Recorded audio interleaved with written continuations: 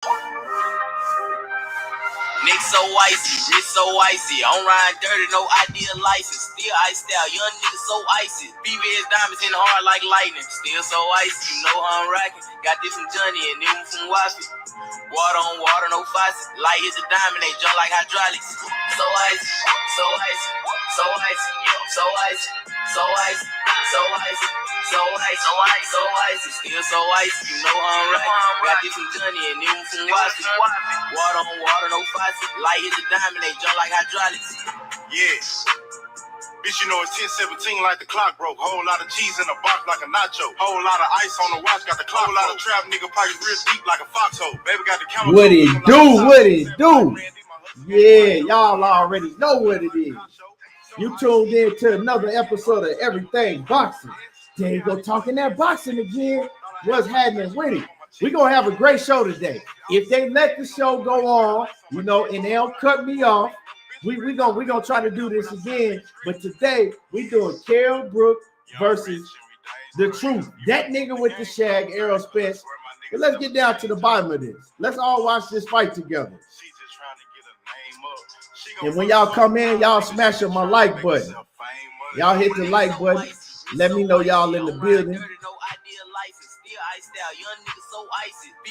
Yeah. Hard like lightning, still so icy, you know how I'm rocking. Got this from Johnny and them from Waspy.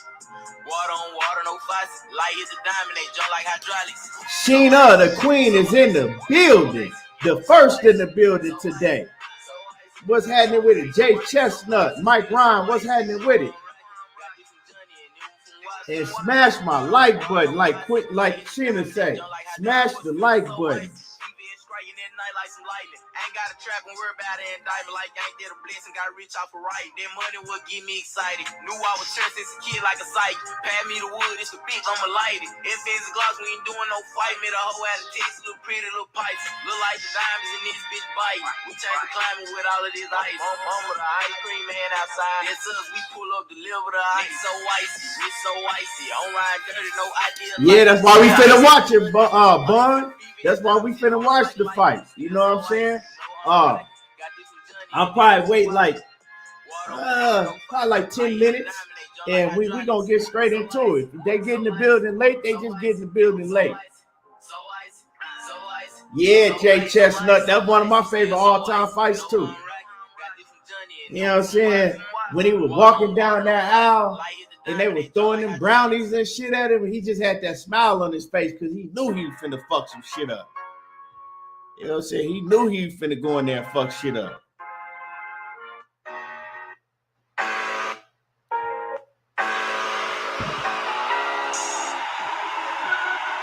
Salute, James. What's happening with it? Jimothy Mays, what's happening with it? KG, what's good with it? Mike Biggs Boxing, what's happening with it? Salute. Yeah. It's going to be a great show today. Believe that.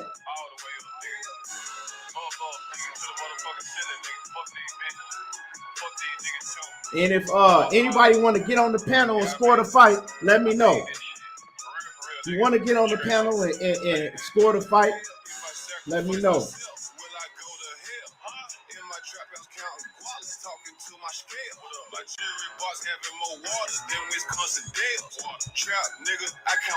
Okay, let him know, my brother.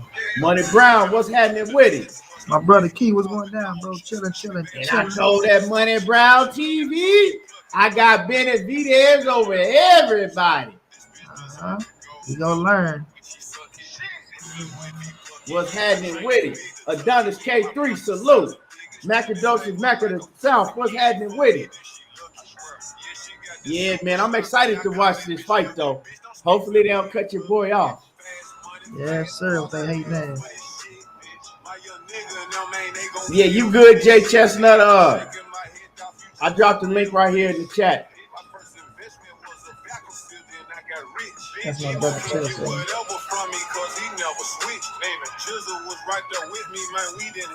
Yeah. Nitty G, what's happening with it? What's good with it? I said I'm gonna wait probably about like 10, a little over 10 minutes, then we're gonna get it started. If they late, they just late. Yeah, sir. The people You know, in the building. I know they probably ain't sending the notifications out like they supposed to. Man, that's about yesterday, boy. I had to wait for so long for them to send them notifications. Y'all didn't make no sense. Yeah, they don't. They be. You know what I'm saying? They do what they want to. What's good with it? Chris Mitchell in the building, my fam. What's happening with it? Paul Brown, what's happening with it? Yeah, definitely Rip Young Dog. R.I.P. to Young Dog. Take her to the hood, but I can't take her on a date. Sleep walking on that codeine, but I'm wide awake. These niggas ain't fucking with me, and I put that on automate. Yo, what up, fellas? What's happening with it, Jay? You going down, Ted? Hey, Monty, I didn't get a chance to tell you, bro. Congrats on the Rams, bro. But y'all got a serious problem in 2 weeks, brother. Yes, sir. You say you got a what that Ted? Oh shit! I said Chris. y'all got a serious problem in 2 weeks, though, man. That boy Joe Burrow been slinging that thing, man. My man Chris' birthday today. What's man? Salute to Chris, man. His birthday today. You gotta be about. Let me see. I'm a guess right now. Chris gotta be shit. You gotta be 50. You gotta be you hitting 50. You gotta be about 40 between. Yeah, you about 50. You gotta be about 50 today, Chris. I know your ass about 50 now. Salute to Chris, man. Happy birthday. Yes, sir. That shit crazy. Motherfucking time go fly by so fast. Lord to the game. Boxing talk. My brother Kwame East in the building. What's happening with it? Mr. Steal Your Chin in the building. What's good with it? Adonis K3 say the Rams. Yeah, I know it, man. My brother Chester told me we got to listen. They got to deal with that front four, man. Hey, man, y'all got some. Hey, Monty, bro. Remember we had the conversation about T.J. Watt and Aaron Donald, bro. I don't know, man. I might be swinging back, bro. I think it might be AD, bro. Like that man, a monster, bro. Yeah, he a monster, dog. Man, just a team record, bro. I was like, man, and if they can't block him on Super Bowl Sunday, boy, that game gonna be over quick. My boy Parsons, he coming to wreck all y'all shit, cause that boy on a different level. Bro, you a Cowboys fan? Yeah, hell yeah. Get on my squad. You know, but I ain't no ignorant diehard fan that's gonna sit up here and tell you we gonna win the Super Bowl every year and all that. Right, facts. I'm gonna keep it real. I'll tell you straight up. Yep, nope, we gonna lose this year like we do for the past 26 years before. I tell you straight up, money, bro. Hey, bro, I ain't even gonna lie, bro. This team actually seemed a little bit different to me this year, bro. Like I was like, man, they actually really got a chance to win a playoff game, man. I just think Mike McCarthy a problem. We got some talent. My man, Smooth Groove, I see you in the building, straight from that Oak Cliff. Cali 5, what's happening with it?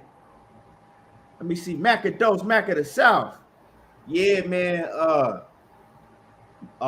Parsons, though, he's a problem. Yes, he is. Like, he is going, you know what I'm saying? Bro, the motherfucker went to 4-3 at 240 something, 250 something. What'd you say? I said, that motherfucker run a 4-3 at like 240, 250. Yeah, that motherfucker down the sideline, bro. I'm talking about he could play with his hand in the ground. He could stand up. Yep. Whatever you need him to do, he can do it all. Yeah, bro.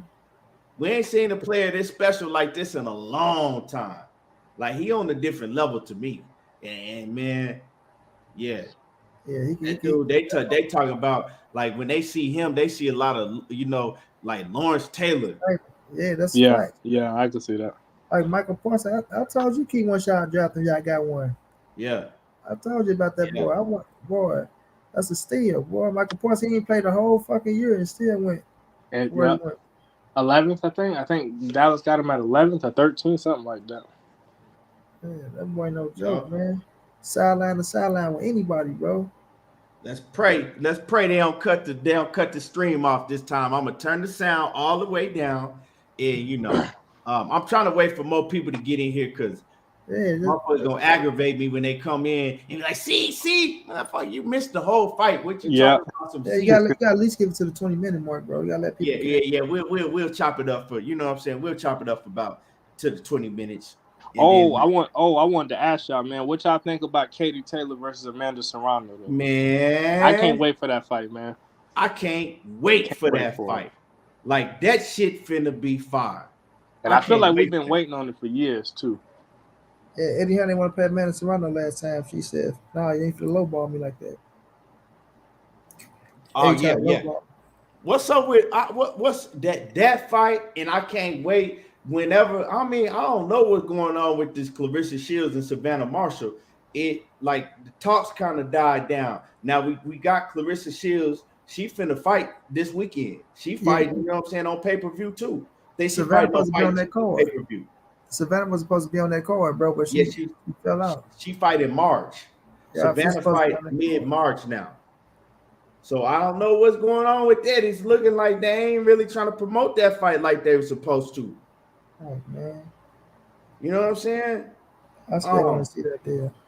Yeah, like I don't know what's up with that fight, man. And I'm hearing a lot of things behind the scenes with Clarissa Shields, like about her, you know, promote, like what promoter she gonna fuck with, she gonna change it. I don't know, man. Mm. She got a deal, you know what I'm saying? She got like a multi fight deal still with the PFL. So I don't know, man. I don't know what she gonna do. I want to see her and Savannah Marshall. I mean, she act like she wanted. Savannah Marshall act like she wanted. So that's the fight. I think that's the biggest woman fight in boxing right there. I do too. I feel like that's number one. Katie Taylor and Amanda number And two. Amanda, yeah. Yeah. And people run around talking about, I think Mauricio, I can't get his damn name though, but the winner, Katie and Amanda, is the GOAT. Like, stop it, bro. Clarissa Shields is, yeah. undisputed in 2 divisions and still a world champion in another, like simultaneously, bro. Three division champion and an undisputed champion in 2 fucking And divisions. 2 of them, yeah. Right. And she getting paid the most money out of everybody, and she hosting all women pay-per-view cards, bro. She the only person doing it. Like, I love Katie and Amanda. I never went against Katie Taylor in my life, bro. That's how much I love Katie. But this fight, I'm going against it because I got Amanda winning. But man, the things Clarissa been doing in the sport of boxing, bringing eyeballs back to the sport, being I can't even say the word, man, but just bringing eyes, bro. Her everything about her is uplifting the sport. Even got later Ali talking about coming back into the sport. So man, y'all gotta cut it out and get her fucking credit, bro. She that pioneer for women's boxing, you know what I'm saying? Like the face of it all, you know what I mean? Yeah, bro. Right. Knockout Boxing 86 TV, what's happening with it? Knockout. If you want to get on the panel and score this fight, we're gonna watch this fight. We're gonna show so if you want to get on this panel and score the fight with us, let me know. And Coach, what's happening with it, Coach? Same for you. If you want to get on the panel and score the fight with us, let me know. Macados Mac of the South say Clarissa said if Savannah want to get in the ring and talk, her shit after her fight, she said she can. She ready. Yeah. Oh, okay. Savannah Marshall, she probably ain't gonna be at Clarissa Shield fight because I think she live in the UK, don't she? Yeah, she do. But hers was supposed to be on that card though, so I don't know. But I don't think she's gonna be at the fight though. No, she ain't gonna be. I don't think she's gonna be at that fight. He said no, you good, knockout. Yeah. You know anybody know anything about this opponent that Clarissa Shield finna fight on Saturday? No, I don't. I do. We'll have to look up and check out. Yeah, I don't know nothing about her neither. What's her name again? I gotta look it up. I'm gonna look up her box rec. Hold on. Let me see. So she fighting Emma Colson. She 21-0. She 21-0 with 11 KOs. The thing about a lot of these women, like they be 21-0, but then when you look at their box rec, you don't know nobody that they fought. Yeah, so her box rec ain't looking to her opponents that she fights. She ain't that shit ain't looking too good when you look at this box rec. Yeah, it look like a bunch of internationals. 23 years old. Yeah, Russian chick. A bunch of tomato cans. Yeah, a bunch of 2-7s and 2-6s and 18-5 and 2-10s. 5 and 2s, 2 and 1s, 14 and 13, 13 and 10s. Yeah, she ain't fought nobody. So that's one thing we can say is Emma Cozen ain't never fought nobody. Now, as far as the pedigree of fighter that she is, I don't know. But I do know she ain't never fought nobody.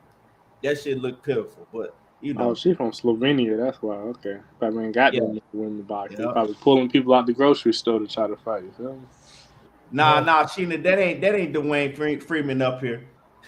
She said you sound like Dwayne Freeman. Oh man, Dwayne. Salute to my man Dwayne Freeman. I don't think he in the building yet. Shady Girl 85. Salute to the Queen Shady Girl 85. Picasso, what's happening with it? My man Emmanuel H in the building. Emmanuel H, drop your link so everybody can go subscribe to your basketball channel, the Hoop Zone. If y'all like basketball, Emmanuel H know his basketball. He got a channel and he be over there cooking. So y'all, you know, he go live and he do the play-by-plays of the games and all of that. So make sure that you drop your link, Emmanuel H, and so everybody can go sub to your channel. My man. Yes. Shouts out to my brother Emmanuel, man. Do a damn good job as well. Right. We're trying to get him to 1,000 subs, man. So y'all show love, click the link and go subscribe. Even if you don't like basketball, still click the link and subscribe. Right. Knockout Boxer 86 say Clarissa opponent feet and hands are slower than Bernie the Boxer. She got pretty good power though. Okay. Yeah, I ain't never seen it. Can't lie to y'all. Stan 92, what's happening with it? Yeah. There go A1 Hoops on. My man Emmanuel H, he just dropped his link in the chat. So make sure that y'all go sub. Make sure that if you in the building, if you watching this live right now, ain't no reason you can't click on Emmanuel H's link and go sub to his channel. Exactly. And y'all come right back. Y'all, it bring you right back into the chat. Yep. Let me see. Love him down. Gaither, what's happening with it?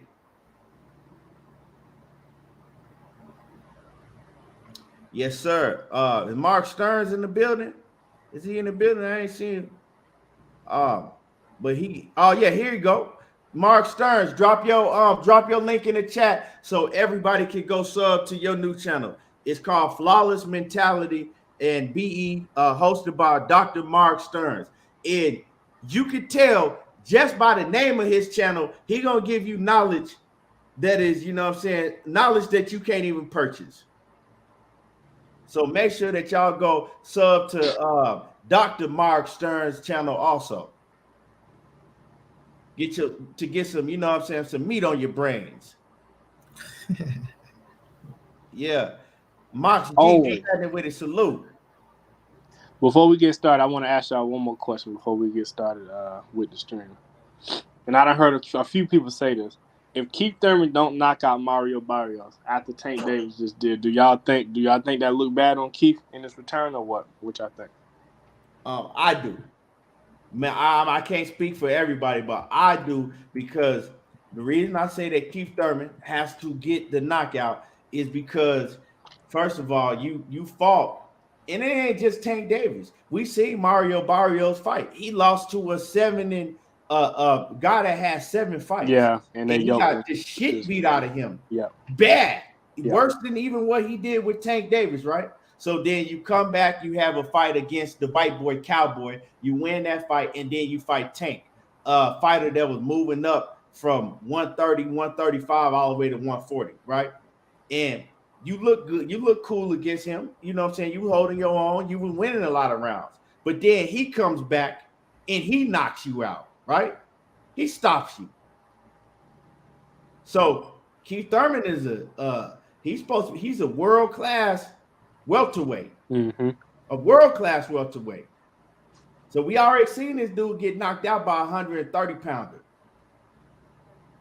So if he did it, and you seen him get the shit beat out of him by a fighter that got 7 wins, yeah, Keith Thurman got to get the knockout. But Keith Thurman spoke about that, and he know he got to get the knockout. It ain't no because see, and I know a lot of people might say, and I think I heard Money or it might have been Knockout. One of y'all said Well, if he punish him for 12 rounds, I'll accept that. Well, my thing is that if you have the power that Keith Thurman's supposed to have, if you punish him for that many rounds, somewhere in between before 12, they got to stop the fight. You know what I'm saying? If you punishing him like that, they're going to have to stop the fight. I So mean, either way, you got to get a knockout or stoppage. I'm cool with, but if it go 12, nah, nah. I mean, I think I would be okay with it if it looked a lot like how Errol Spence and Mikey Garcia look, because I think people would say that's probably, as far as superstar fights go, I think people would say that's what's up. Barrios ain't on the Mikey Garcia level. He ain't a 4 division world champion. No. And he don't got the chin that Mikey Garcia got. Garcia got like Mikey Garcia. One thing we can say about Mikey Garcia is Mikey Garcia, he ain't going. He got a chin on him. Barrios, he hasn't shown that grit like that. But he ain't get. Remember when he got stopped? He didn't get stopped because of a chin shot. Remember, he got stopped because of a body shot. Remember? Yeah, but So, you think that Tank Davis? You think that Tank Davis would have went in there and stopped Mikey Garcia though? That's what I'm saying. I don't think so. I personally don't think so. No. Nah. So that's the thing though. That's the thing with Keith though. He coming back off a 3-year hiatus, right? Yeah. We gonna see. You know, he's saying he feel better than he ever felt. He in the best shape of his life and shit like that. So really, he putting the pressure on himself. But you know, Barrios can go up to 147. He can be a little strong. You never know how this shit play out. You know what I mean? But like I said, we all know Keith is a front runner though. We all know after 6 rounds, his ass start trying to box his way to a victory. So it's gonna come down to, like I say, if you don't get him out in the first 6 rounds, if Barrios could stay in the first 6 rounds, try to get to his body, he give himself an opportunity to do something good. But I'm just saying, if Keith go out there and we seeing him dropping his ass, but like you say, Keith, if he whoop him 12 rounds, but sometimes, you know, they'll still let the shit drag out, you know, but I don't see Barrios taking that kind of punishment and lasting 12 rounds, though, like you say. But, you know, we'll just see how it play out, though. We'll see how it play out. I ain't going to put the pressure on. You just got to stop him for us to see if Keith comes back, because we don't know if his game plan, what game plan coming in there with, or none of that shit, though. But, you know, if he look like a dominant Keith Thurman, like we going there, we like, God damn, keep beating his ass, dropping that boy, can't touch him, this, that, and the third. Yeah, I'm giving his just due. Yeah, but see, I know what mind frame he coming in with, because he said that he knows that people gonna talk shit if he don't stop him. Mm-hmm. You know what I'm saying? He said this himself, so he know what he got to go in there and do it. And Keith Thurman feels that he got to put on the show. And right. If Keith Thurman, like we got to put ourselves in Keith Thurman's shoes. If you Keith Thurman and you are trying to get back to that top of the mountain in your very next fight, you're trying to position yourself to where, you know, you can scream for an Errol Spence fight. And don't get me twisted. I'm not saying that Keith Thurman and Errol Spence gonna fight next. It's looking like that's what PBC want, but Errol Spence is a big player and a big factor in that, because Errol Spence said he ain't really trying to fuck with Keith. But if you Keith Thurman and you know that the network wants to push you to have a big mega fight against Errol Spence, and that fight big, I don't give a fuck what nobody says. That fight is big. I agree. If they trying to push you towards that, well, he know he can't go out there and just give a good performance. He got to go out there and he got to do something devastating to make people want to see that. Because people can say what they saying, whatever they want to say now, right?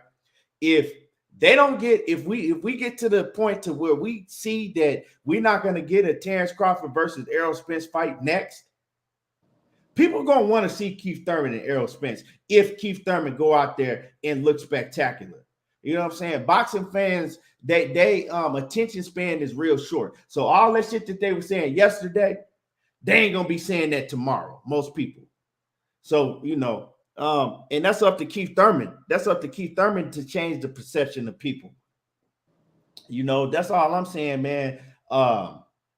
Is Keith Thurman he gotta put on. If he go out there and go 12 rounds with Mario Barrios and he look cool, that's not going to do nothing. Ain't nobody going to be wanting to see him in the ring with Errol Spence, because people going to feel like that's a wash. People going to feel like, okay, Keith Thurman going to go out here and get washed by Errol Spence. But if Keith Thurman can go out here, look devastated, get a knockout versus Barrios, then a lot of people are going to think you either going to have two thoughts. You're going to be thinking like, damn, Keith Thurman back. He ain't got no injuries. He look good. He might be able to beat, you know what I'm saying, go in there and cause some problems to Errol Spence and Terrence Crawford and all the top guys. Or you're going to think, well, I really don't know because it could have been his opponent, but he did look good. It's going to leave some thoughts in your head, whether it's, you know, question marks or whether you sold. And that's what you want, because that makes for his next fight, whoever it is, that makes people want to see it. That's all I'm saying. You got to do something in the ring to bring fans, you know, to give fans the intrigue that they're looking for. Picasso he says, in my opinion, Keith just needs to show superior boxing skills. It's a problem if he don't show he a top dog. He said it's a problem if he don't show he a top dog. He says, respect for getting in the ring. Show me some. He said, show me some. Lay down. I think he was. Yeah, I feel you. And salute to Picasso off in that super chat, showing love. Timothy May says, I would like to see Bud and Boots fight and Tank versus Lomo. Both great fights. Ivan Moore says, I thought that Barrios, hold on, it jumped on me. He says, I thought that Barrios was his tune up for Crawford. He says, Barrios, nah, I don't know. I don't think that Crawford fight is on the table right now. Then he pulling for Errol Spence. If that ain't gonna happen, we can't even put Crawford in the mix. Like, how is Crawford in the mix when he ain't even fucking with PBC? I don't even know if he's trying to fight no PBC fighter. Blue just dropped a video saying he got called out by Mikey Garcia. I didn't get a chance to listen. Terrence Crawford did? Yeah, Terrence Crawford did. Yeah, Blue just dropped that a couple minutes ago. That's interesting. That's kind of the fight I would have been hoping for if he wasn't gonna fight nobody from PBC. I felt like the Mikey Garcia fight was the next best fight for him. I think that Mikey Garcia fight is played out, especially that we see that Mikey Garcia ain't the same fighter no more. Like that to me, that fight is pointless. And like that's just my opinion. To me, Mikey Garcia and Terrence Crawford is pointless now. Like, well, I mean, the man just lost to Sandor Martin. Now what? Okay, now that was about to be my next question. Was the Sandor Martin loss more Mikey ring rust, or was that more, you know what I'm saying, more what Mikey didn't do in your opinion, or what? Well, if you in there with an opponent named Sandor Martin, I don't give a damn how much ring rust you have. It ain't enough ring rust in the world to have you lose 10, 11 rounds. You know. I mean, we seen that, and because if the fight was even anywhere near close, they would have gave it to Mikey. But the fight was just so out of hand, they couldn't even give it to Mikey Garcia. They're like, fuck, we can't even get his fight to Mikey. That was supposed to be a showcase fight for Mikey, right? A fight that Mikey was supposed to go in there and look great and get a knockout. That way he could scream for a Bud Crawford or whoever, you know, Regis Prograis, whoever it may be. Sheena says Spence is not fighting anyone without a belt, especially Thurman. Well, that's what it's looking like from him. You know what I'm saying? He only going after belts. And my man, W right side in the building. What's happening with his salute? My man Cali Fire, he says Keith might fight to the level of his competition, like we saw against Josecito Lopez. I agree with that. Josecito Lopez to me is he on a different level than Mario Barrios. I think that he better than Mario Barrios, especially at that time. Y'all gotta look. Josecito Lopez was hot at that time. You know, he was training with Garcia. What's first name? Robert Garcia. Yeah, he was training with Robert Garcia, and he was looking good in his previous fights. You know what I'm saying? So he went into that Thurman fight on a winning streak, and he was hot going in that Thurman fight. And Josecito Lopez always been dangerous. He always could punch. And Thurman, he pretty much beat Josecito Lopez every round of that fight. Yeah, except for maybe 1 or 2 rounds. Except for the 7th round where he almost got stopped. Yeah. Yeah, but Josecito Lopez, to me, he's a much bigger puncher than Barrios. You know, he's more dangerous than Barrios. He didn't fight, and he in the experience that Josito Lopez got, he didn't fought everybody from Canelo to Andre Berto to fucking goddamn Victor Ortiz. Like he didn't fought everybody. You know what I'm saying? Coach, what's happening with What it, up, Coach? Coach? What's happening, brothers? How y'all doing? Good, man. You ready to score this fight? All right. Man, let's keep our fingers crossed that they don't cut us off. We at 30 minutes now, so we're gonna get it started. If everybody ready on the panel. Yeah, I'm ready. All right. Yeah, so what we doing now for people that's just getting in the building, make sure that y'all hit my like button. Hit my like button if you ain't hit my like button yet. Because I know a lot of people in here ain't touched the like button. So make sure, if you forgot, touch on that like button. And what we gonna do now is we finna show this Kell Brook versus Errol Spence fight. And the reason behind this is because a lot of people all the time is always saying, well, Errol Spence was losing to Kell Brook before Kell Brook suffered the eye injury. So we all gonna watch the fight, and we're gonna see if Errol Spence was losing to Kell Brook before Kell Brook suffered that eye injury. We're gonna turn the volume down. Hopefully, like I said, fingers crossed that they don't cut my live stream off, but we're gonna try it anyway. We're gonna turn the volume down, and then we're gonna call the fight. So, Money, you there? You back there? Money. Yeah, I'm here. Okay, I mean, so if y'all want to, you know what I'm saying? If y'all want to call the fight play by play, whatever, chime in. And then between each round, we gonna go around the panel. Down, Coach. What's happening? What's up, man? Chilling, eating this sloppy joe over here, man. Hungry as Hey, so after each round, what we gonna do is we gonna go around the panel real quick, and everybody gonna give their score for that round. Okay. So let me go ahead and get to it. Let's get to it. Let me see. Hold on, y'all. And why are you doing this? Huh? What you say you doing this? What the people thought that Kell Brook was winning? Well, a lot of people argue that Kell Brook was winning, that Errol Spence was getting his ass beat. That's what they say, and Kell Brook was winning the fight before the eye injury. So we can see, we gonna see. And I'm gonna score my rounds. I got my little notepad. Okay, so let's go. Hey Key. Yeah. Hey Key, you may want to ask you, could you pin his link for him, bro? I don't know how to do that. Just click on it and hit pin. Put user time out. I could let me know if this do it. I could put in a star on it.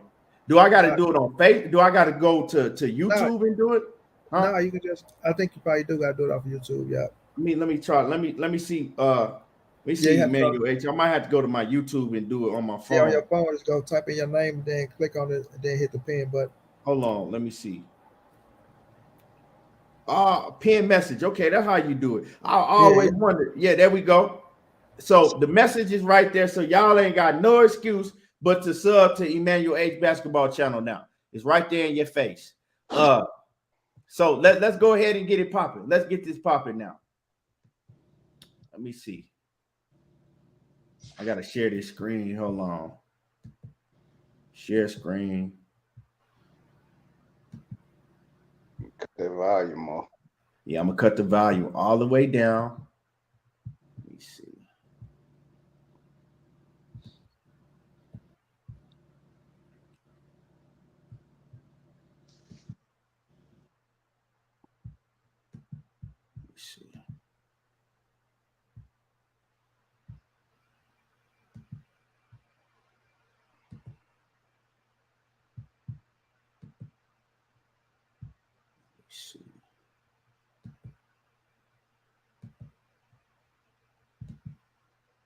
There we go.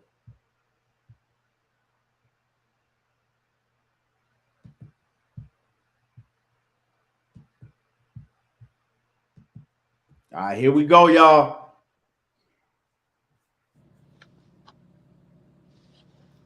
Hopefully they don't cut this shit off. And hopefully one of these weirdos in the background don't go snitching and shit. Key, it's lagging on my end, bro. It's lagging on your end? Yeah, a little bit on me. It's lagging? What you mean? I'm gonna pause it. Y'all see me pause it? Mm-hmm. Okay. Let me see if I can get y'all caught up now. Let me see. Is it good now? Yeah. Okay. All right. Look, Kell Brook, he looked ready. His face ain't sunken in or none of that. He looked ready. I mean, this is the last good version of Kell Brook we ever got to see, so that's why I kind of enjoy this fight a little bit more. I love this fight right here. This is my fight. Let's see.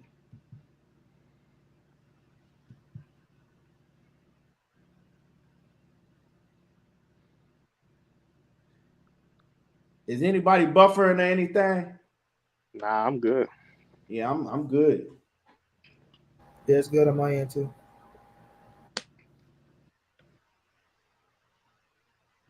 Yeah, Kell Brook looked hella hydrated, Picasso. You know, they were saying, "Oh, Kell Brook wasn't he was a shell of himself. He was this." We gonna watch the fight and see. He looked good to me. They try to discredit him because of that Triple G loss, right? Right. Man, he fought a good fucking fight against Errol. He could say whatever the fuck they want. Them boys was getting it in, son. Nah, for real. Okay, come on, let's go. First round.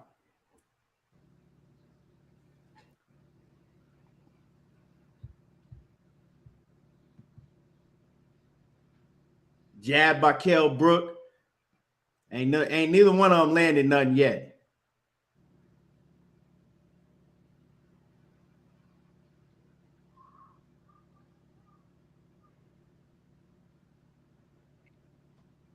Kell Brook ain't hit nothing. He threw about 4 shots and hit nothing. Errol Spence landed a jab over the top. Throw the right jab again. He ain't hit. He ain't land. Kell Brook down to the body. Errol Spence over the top with the jab. They trade jabs. Ain't nobody really landed nothing yet. They just measuring, finding the distance.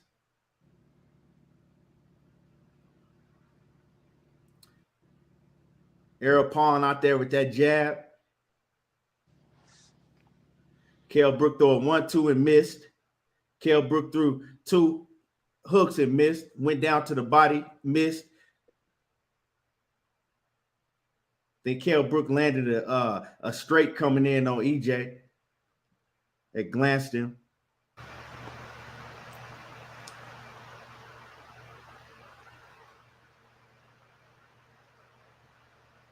Kell Brook over the top.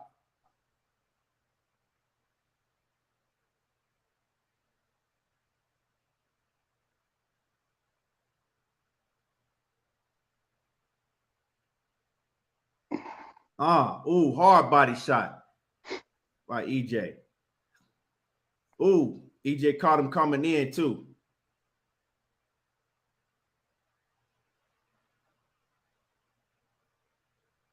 Kell Brook come back, touch EJ gloves. That was a hook by EJ. I'm giving him that, bro. Yeah.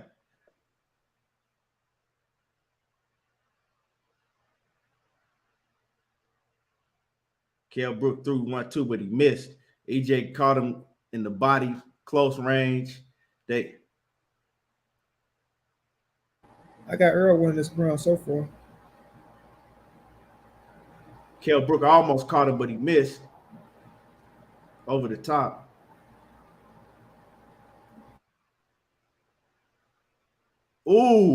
Nice body shot by EJ. Then came over the top.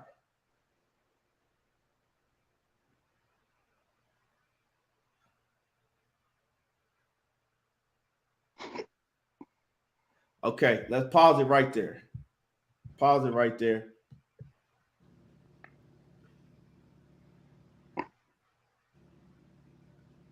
Okay, so We go back to the panel.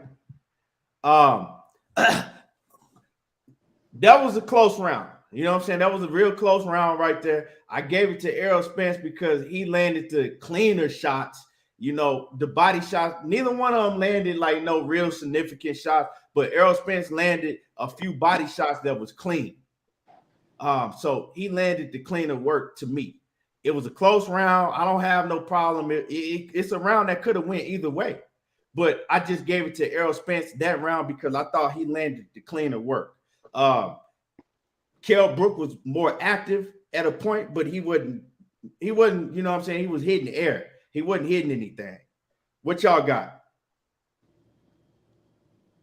I got Earl in that round too. I think the more blows, the cleaner shots, like you said. I could see somebody giving it to Kell Brook because of the activity or whatnot, because he definitely was more active. But I thought Earl with those body shots, honestly, I thought the final minute he kind of took the round away from Kell Brook to me. Right. Okay. Yeah. What you got, Money?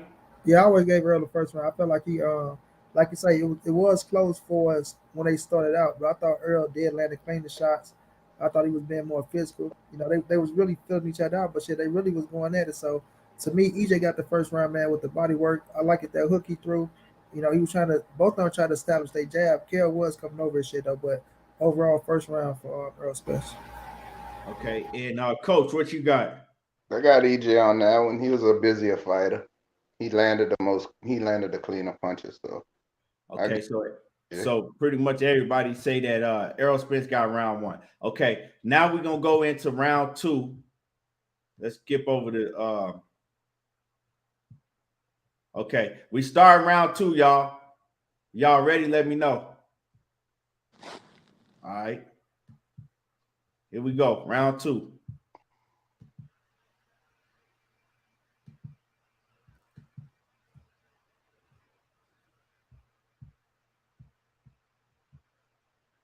Why is it dragging?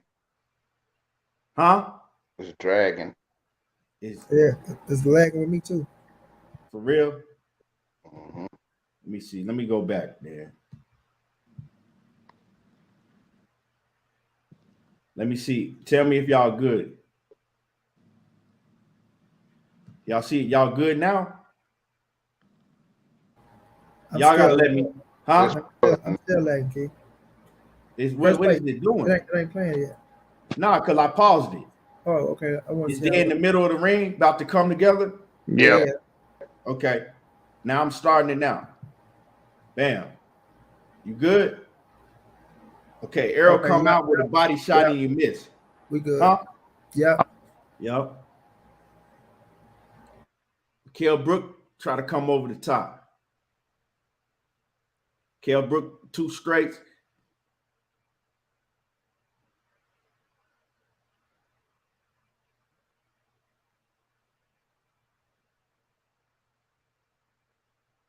They keep getting twisted up. That southpaw and that orthodox.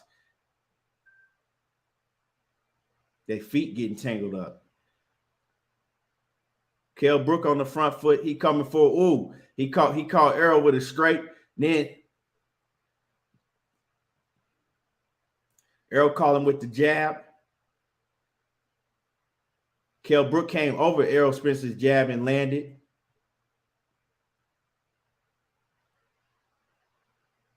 Kell Brook, he's starting to time Errol Spence coming in when Errol Spence come in with that jab.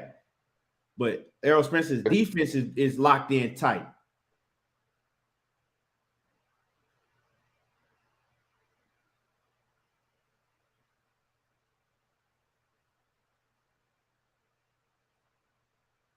You see they jockeying for foot position too if you look at their feet.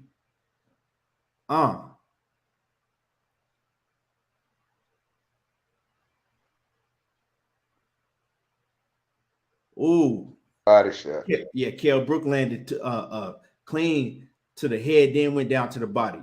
Errol Spence got him with a straight jab, a hard straight jab. Oh, good Kell shot. Brook came back. I got Kell Brook so far winning this round. Same. Good jab by Errol. Oh, another good jab by Errol. Kell Brook tried to counter and missed. Another good jab by Errol. Kell Brook throwing some shots. EJ blocking it with the high guard. EJ putting mental pressure on him right Mental Yep. pressure. There you go, coach. Mental Yep. pressure. Yep. He not even worrying about landing. He just putting on mental pressure right now. Let him know he there. Like, Knocking yep, him I'm down. here. Kell You Brook ready? landed another But jab. still, though, Kell but Brook. still, though, he ain't doing nothing, though. You know, he Kell Brook throwing. Even though he put Ooh. down the mental pressure. Kell caught him with that one. Errol making him work. Making him work. Yep. He working though. He working. Yeah, but He's going to the nice body shot by Kell Brook. Came around with the hook by Kell Brook. He landing gloves, but he working. You can for sure see EJ with a clean jab. that's part of the game plan. Kell Brook caught him with the counter coming in. Bam. see, Okay. that's all about that. EJ with the EJ flurry to the body. I had Kell Brook winning that round. Yeah, I did as well. I had Kell Brook winning that round because he was more active in that round. And you know, because of that, he did land more. But EJ was putting, you know, mental pressure, but he wasn't throwing a lot. So I had Kell Brook win that round. Although Earl landed some really good jabs in that round, I just thought the counter over the top of the jab, the body work, the straight rights that he was able to get in there, kind of overdid the jab work that Earl was putting on him. Right. Yeah, but I feel like Coach, like EJ, it was a round we can say that he gave away for mental pressure, but like you say, you got to give Kell Brook credit for working as well, though. I got to give him his just due. But overall, I got it 1-1. 1-1, yeah. got it. Yep. So see EJ making him realize he can't hurt him, and he putting that mental pressure on him. See, he knew he was gonna break Kell down after a while. So, okay. 1-1 round. So B Mars, and this is why I'm playing this. B Mars says that fight was the first fight. He said the first Spence fight I watched. He said I remember feeling like he was losing until about the 8th round. That's why we're gonna get down to the nitty-gritty right now. That's why I'm showing it. So we all agree that it's 1-1 right now. Yes. Right? Okay. So let's go ahead and go to the we in the 3rd round now. We should be going to the 3rd round. Look at this motherfucker, fat as shit. Not Prince Nassim, man. If y'all knew who Prince Nassim was when he was a fighter, man, he was small as hell. Hey, Key, I'm lagging again, bro. I don't know why I do You that. lagging? Okay, hold on. Okay, they're in the middle of the ring. I paused it. The beginning of the 3rd round. Yeah, we got it. You ready? Okay, let's go. Good job. Errol Spence coming out strong this round. He already caught Kell Brook with a 1-2.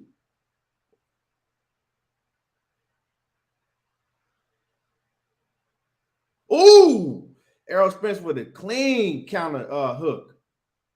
Did you see Kell Brook grab that eye right there? Ooh, Grab that eye right there, bro. I think Earl called damage with the eye right there. Errol Spence coming in strong this round. Errol Spence turning it up on him this round. He got Kell Brook on the back foot, and Kell Brook is taking punishment in this round.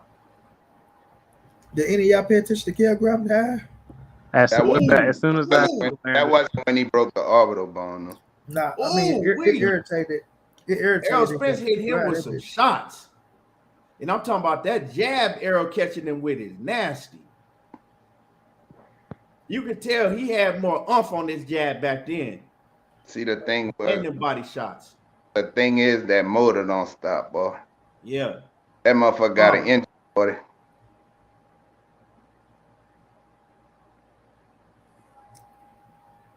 Kell Brook trying to come back on the front foot. Ooh, he caught 2 clean shots to the head. And then he landed a body shot on EJ. Kell Brook over the top. Kell caught his ass down. Yeah. Earl felt that motherfucker too, but just they going at it. Don't run. Don't run. No,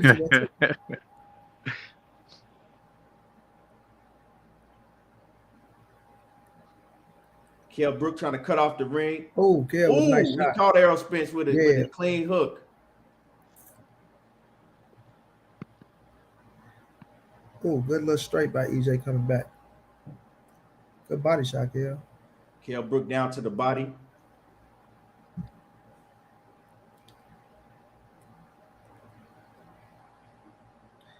Good. Oh, shit. Boy. His head. People ain't even see the adjustments Earl be making, man. Guys just be talking. Ooh, Errol blocked that shit smooth. Ooh, That Kell was a Brook caught him with straight. another straight. But EJ caught him coming in with a clean uppercut to the body too. Mm-hmm.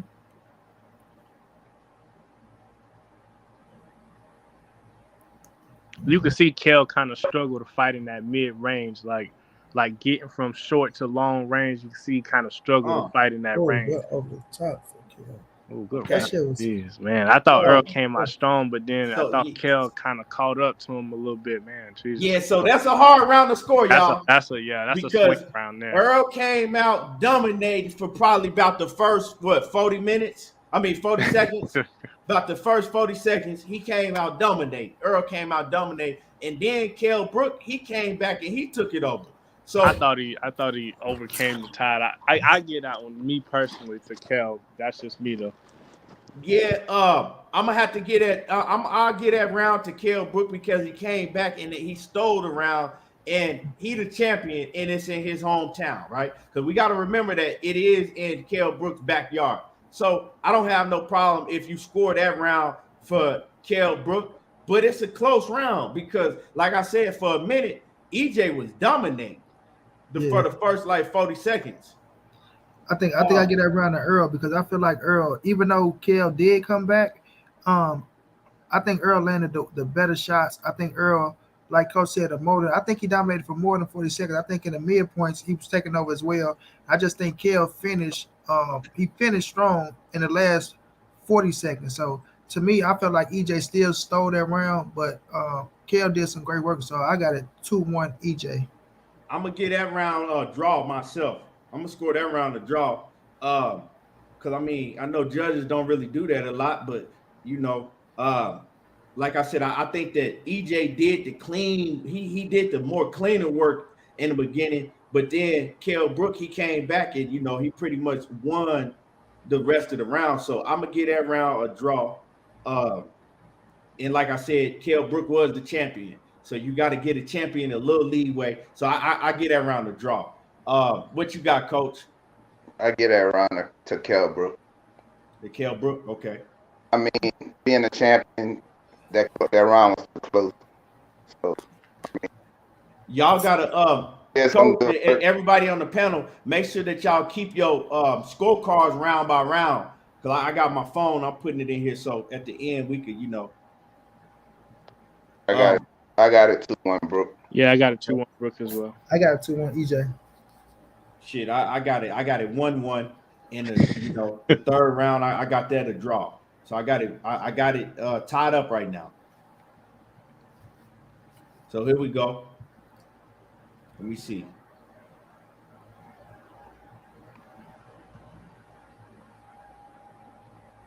They showing some of the highlights. Hold on, y'all.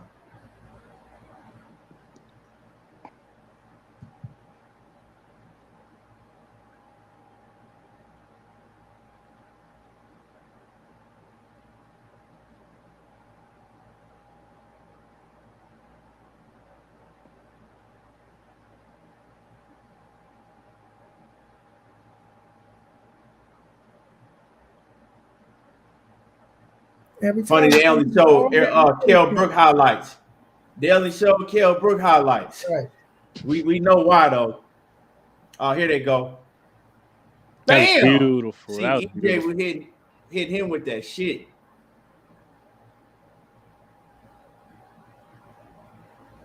Okay, y'all caught up? Yep. Okay. Here we go. This is the fourth round. Kell Brook come out. He go to the body, go to EJ head. They get tied up.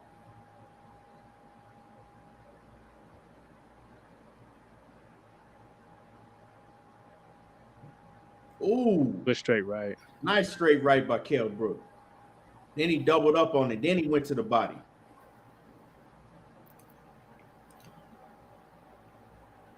Ooh, Errol with the overhand. Mm-hmm.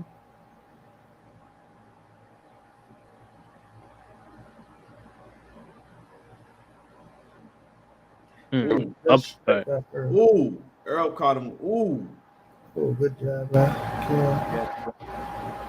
Hook Kell back Brook. here. They both put in work. Yeah. Errol with the hard body shot. Kell Brook with the hook. Oh, good body for EJ. Oh, good hook for EJ. Come back. On. He missed with that, but That body work is Yeah. was That's that cool. slowed them legs down, slowed them punches down. Earl don't never stop throwing them body shots. Look, still Body throwing body shots. Look, body shot. Don't never stop throwing them bitches.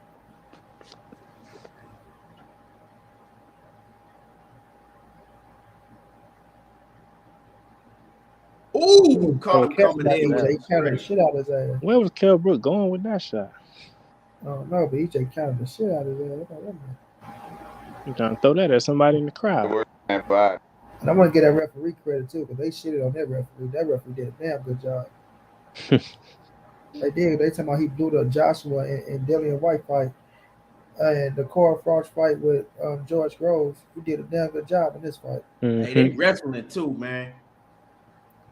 Well, they both was in physical condition. Both of them motherfuckers strong as EJ. Ooh, we by EJ. Good body shot kill. Good body shot kill.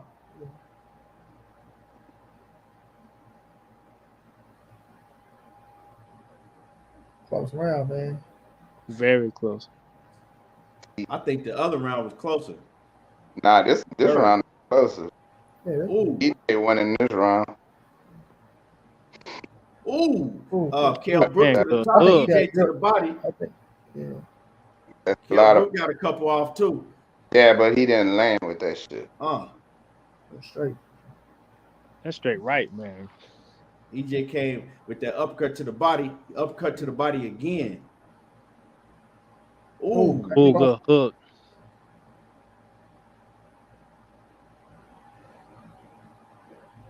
Ooh. Ooh. He hurt Kell Brook right there. Coming in, he caught Kell Brook coming in. He might have clean stolen shot. last. That's right. I got definitely that round. I had Errol Spence that round. Same. Mm-hmm. I had Errol Spence winning that round. He landed the cleaner, harder, more effective shots. Kell Brook he had his, he landed his shots in that round. But I had Errol Spence definitely landing the cleaner, harder shots in that round. So that round, like I said, I'm gonna give to that round. I got Errol Spence winning that round. So now I got it tied. I got it. Round 1, I had EJ. Round 2, I had Kell. Round 3, I had it a tie. And then that round 4 right there, I had Errol Spence. So I got Errol Spence up by 1 round right now. I got it even 2-2. I got 3-1. I got 3-1 EJ my way. I got it too. So who did y'all get that last round to? Money, who did you give it to? I got the Earl. Okay. I got Earl too. You gave it to Earl? Uh-huh. All right. I gave You gave it to Earl? Okay. I think it's tied 2-2. Yep. Yeah. I got 3-1 Earl. And this is unbiased scoring, everybody. So. See Kell Brook was used to leaning on them guys because they were smaller than him at 147, and they were wet down, you see. But Earl, you couldn't wear Earl down in this fight. Earl told him that in the press conference. Yeah, so right now, like I said, I got Earl round 1. I got Brook round 2. I scored round 3 a draw. It was close like that. It was, and then I scored round 4 for Earl. Yeah, you can't score like that, bro. You can score. I can give it. How you gonna tell me I can't give a draw? You can't score like that. Yeah, you can, because you can do it in boxing. You can score a draw. You can't score around. I can. Why can't I score a draw? If you can give me a valid reason why I can't score around the draw, I just they do it in real boxing, huh? Do judges go around draw? Yeah, they do. Barely. What? Huh? Barely. They do. They do. You rarely see it, but they do. They score. I mean, that's you can score around the draw. All right. Yeah, you can. I mean, I thought that round was a draw. Even in the Spence and Thurman fight, I mean, in the Spence and Sean Porter fight, I scored one round to draw in that fight too. Yeah, but like I said, we're gonna go ahead and go to the 5th round now. Hold on. This is where the fight start getting interesting for real. Yep. So me, I got EJ up 1 round. You said you got it a draw right now? Yeah, I got it 2-2. Okay. And Money got it 3-1, and then Coach got it 2-2. 2-2. Okay.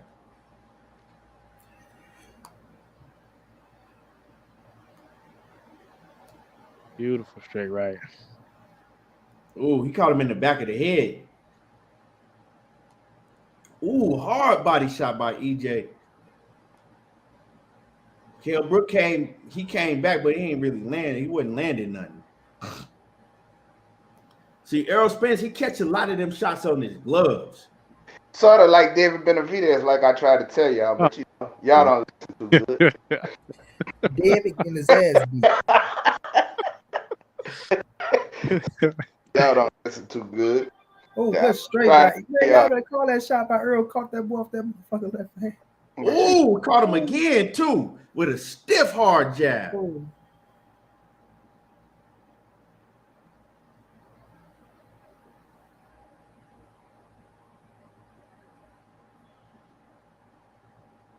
Yeah, Brook trying to hold the head and work. Right jab by EJ. Kell Brook go to the body. Another jab by EJ, and he go to the body.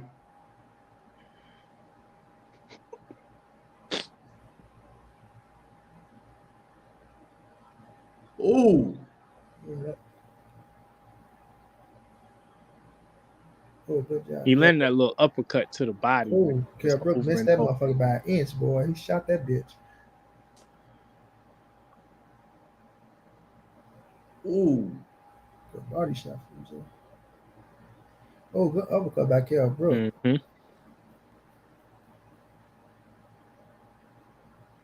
Girl don't never stop working the body. Oh, gotta get Kell that. EJ, Kell called him, and then EJ called him coming in. Yeah. This is a close round. This is a very close round.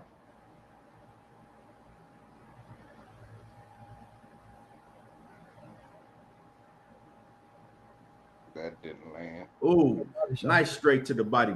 And then came up top with the straight by EJ. What Bet say? The jab, brick in the hook.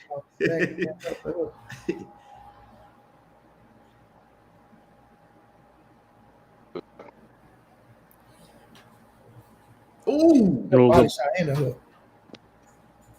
He throwing them bitches to the body. Mm-hmm.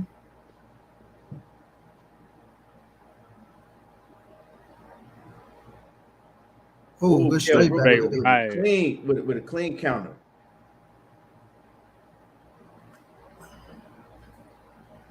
I feel like Kell Brook lunging a little bit too much, man. Yeah, he do be jumping off his feet sometimes. Yeah. It's almost like he didn't fight as long as he wanted to be in this fight, for real. It's because that orthodox and southpaw, they keep getting tangled up with their feet. Oh, gosh. Errol caught his ass. See, Kell Brooks say he fuck with the eye. Errol fuck with the eye. Ooh, Errol caught him again. Ooh, he hurt Kell Brook on them ropes. Ooh, went back down to the body. Beautiful combination. Them body shots is punishing. Yeah. Body shots, and he coming up to the head. Yes, he is. I'm scoring this fight like I always scored it. And people call me biased, though. Errol Spence round of me.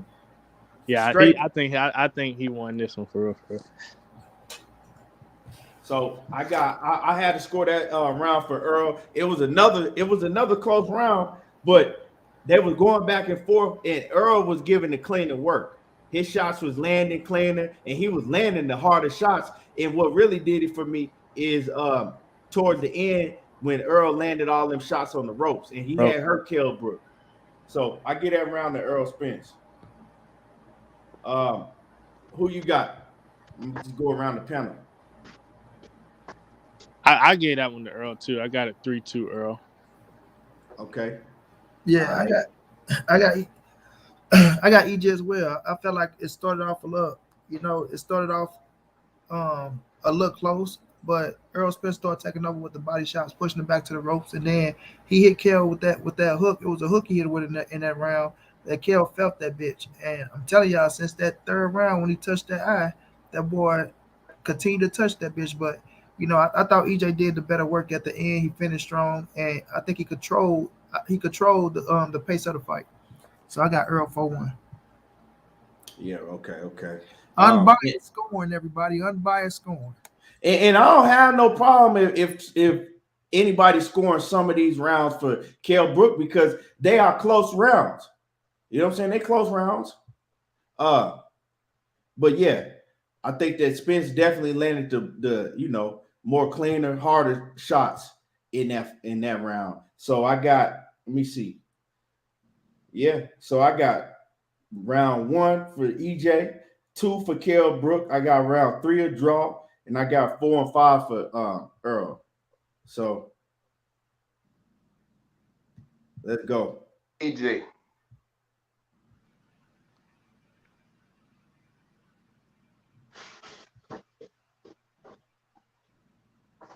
Let me see if I see anything on Kell Brook.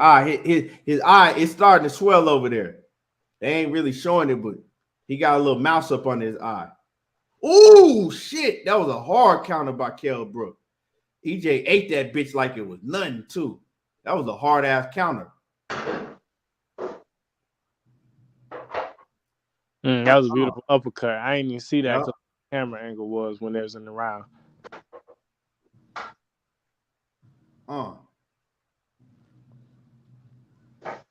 People forget that Kell Brook was the boogeyman of the. It was him and Errol Spence. They was the boogeyman of the division. Didn't nobody want to fight neither one of them. Here we go. What's this? Round 6.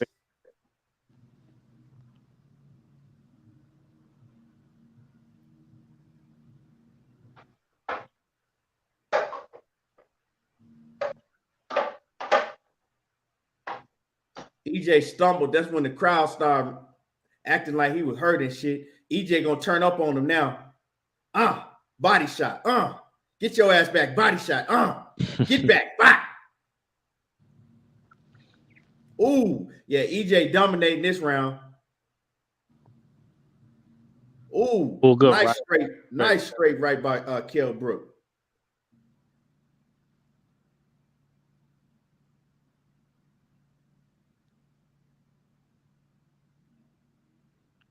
See, I think people don't give enough credit for body shots. The inside work. EJ putting in 1-2 by Kell Brook. EJ up top, then came around the corner with that body shot. Hit him with another body shot. Ooh, another body shot. Kell Brook went with the uppercut. EJ blocked it. Caught that one.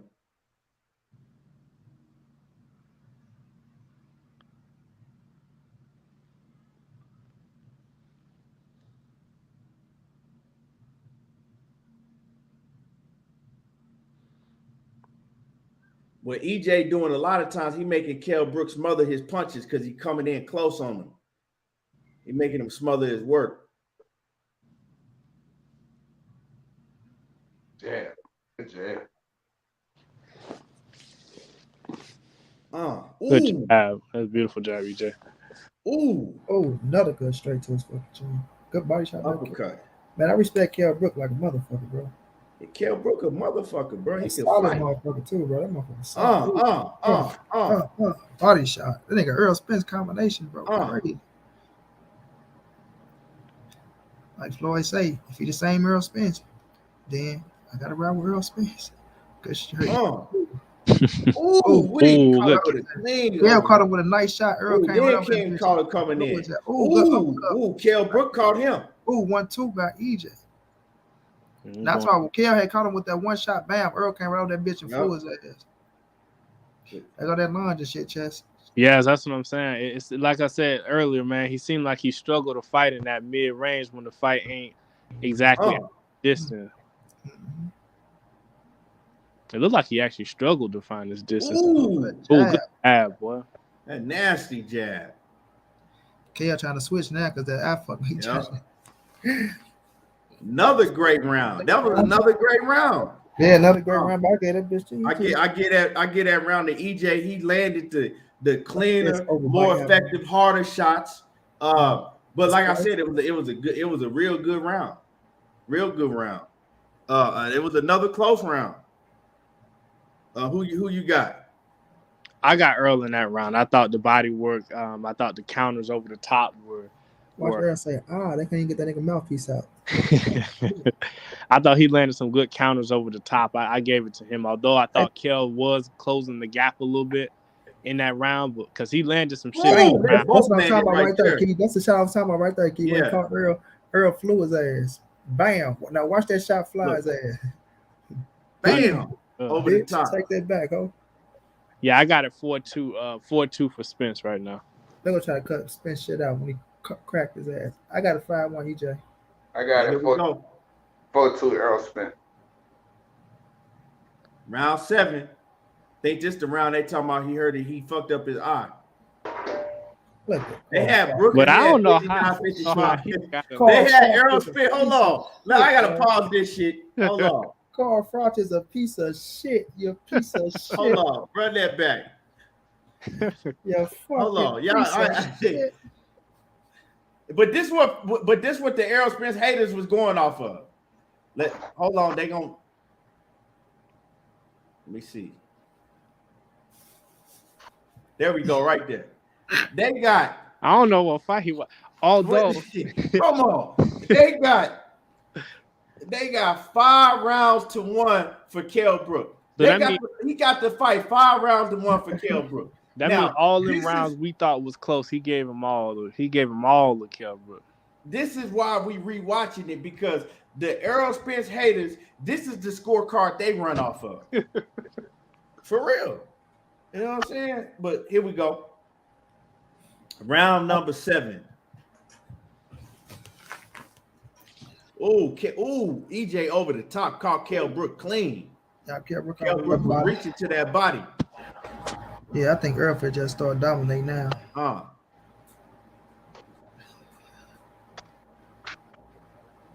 Like I say, over the top again. Like I said, I'm gonna get Kell Brook 1 round. I'm one of the most biased motherfuckers in the boxing.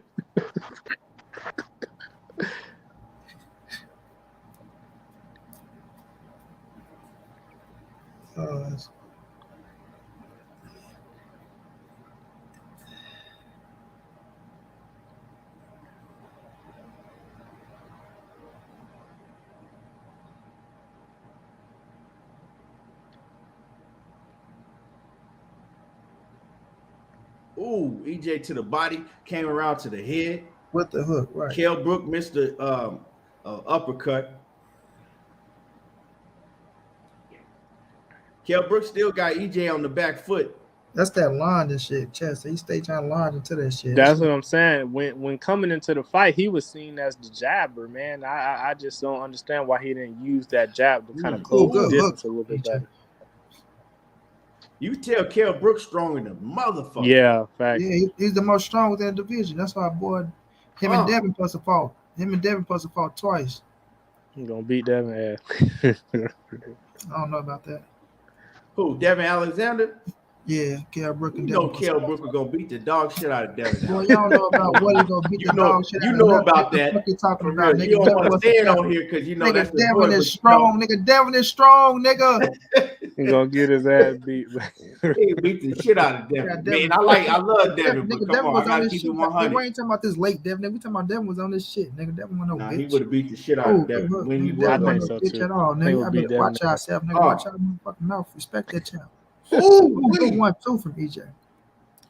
That nigga stay touching that eye. See, Kell Brooks still good. I thought it was around 9 or 10 when he started to really noticeably slow down to And me. EJ punishing them to the head, to the body. He But mixing full it up. body massage, like last coach said. Oh my god! In that inside work is what people when they wrap up in the inside, EJ punishing them. I love how that referee did not get involved, man. That referee did a damn good job, bro. They shitted on that referee. He did a damn good job. Oh, barely missed. Good one too, EJ. But Monty, I see what you're saying when you say Earl like the best at controlling range and distance, man. I love like, you know what I'm saying, when you really sit back and study him, like that's what you see kind of making the difference in this fight, man, because he really controlling the range at all. Honestly. Errol Spence, and y'all hit my like button. If y'all ain't hit the like button, you know what I'm saying, get the likes up. Get the likes up, smashing my like button. What's up with it, Ricky? So I definitely gave Errol Spence that round. Yeah, that's probably the more clear-cut round I've seen. Yeah, that was clear-cut to me. Who, let me get y'all, who y'all gave that round to in the chat. And then, as I'm waiting for the chat, let's go around the panel. I gave that to Earl, definitively, honestly. I think, so what, I got a 5-2. That was the end of 7, right? Yeah. 5-2. 5-2 for Earl. Yeah, for sure. I gave it to EJ, man. I got a 6-1, just like I didn't have minutes. 6-1. I got it 5 rounds. I got 5 rounds for EJ. 5-2. Yep. So pretty much everybody in the chat, they in agreement. They gave that round to EJ. Mm-hmm. I see everybody pretty much scored that round for EJ. Okay, let's go to the next. Let's see what they looking like in the corner, y'all. Well, we gonna. Man, I like to begin on the fight. Nah, okay. They were just, they just showing throughout the rounds. It's just that short left hook to the body that he. Ooh, you don't even see like it. I said, when they tangled up, EJ is hitting him with some hard, sneaky body shots on the inside when they get tangled up. And I don't think people was giving him credit for that. You know what I'm saying? He wasn't getting. But see, Kell Brook was feeling that shit. That was a part of what broke him down. They can't get that nigga mouthpiece out. That shit irritating them motherfuckers. That nigga mouthpiece was stuck for like 3 straight rounds. They finally got nigga say, "Ah, shit!" And there you go, snatch that motherfucker out. Shit, that motherfucking mouth was dry and shit. Dry as fuck. Stuck to the roof of his mouth. Here we go. This round 8, y'all. Let's go. Kell Brook be hitting in the back of the head a lot. Don't count if the referee don't see it. Yep, you right about that. Sure, we see it.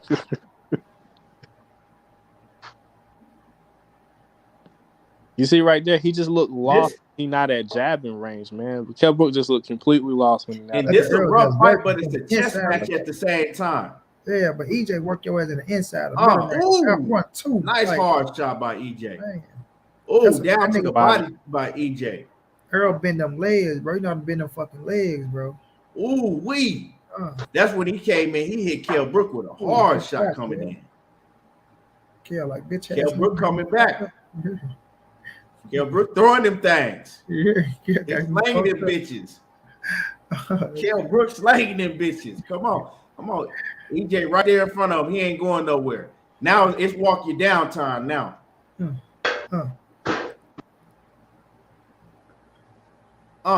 I think EJ gonna stand right down there with that boy with a 3-piece. Pop. Come here, bitch. Where you going? That's what you wanted? Don't. Ooh, wee, that kidney shot. Don't run. Bitch. Get off me.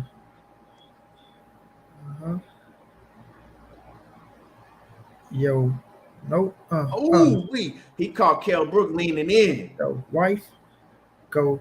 Another rib shot. That watch. Yeah. Uppercut to the body. Me. Beat. Straight right to the head. Straight left, I mean.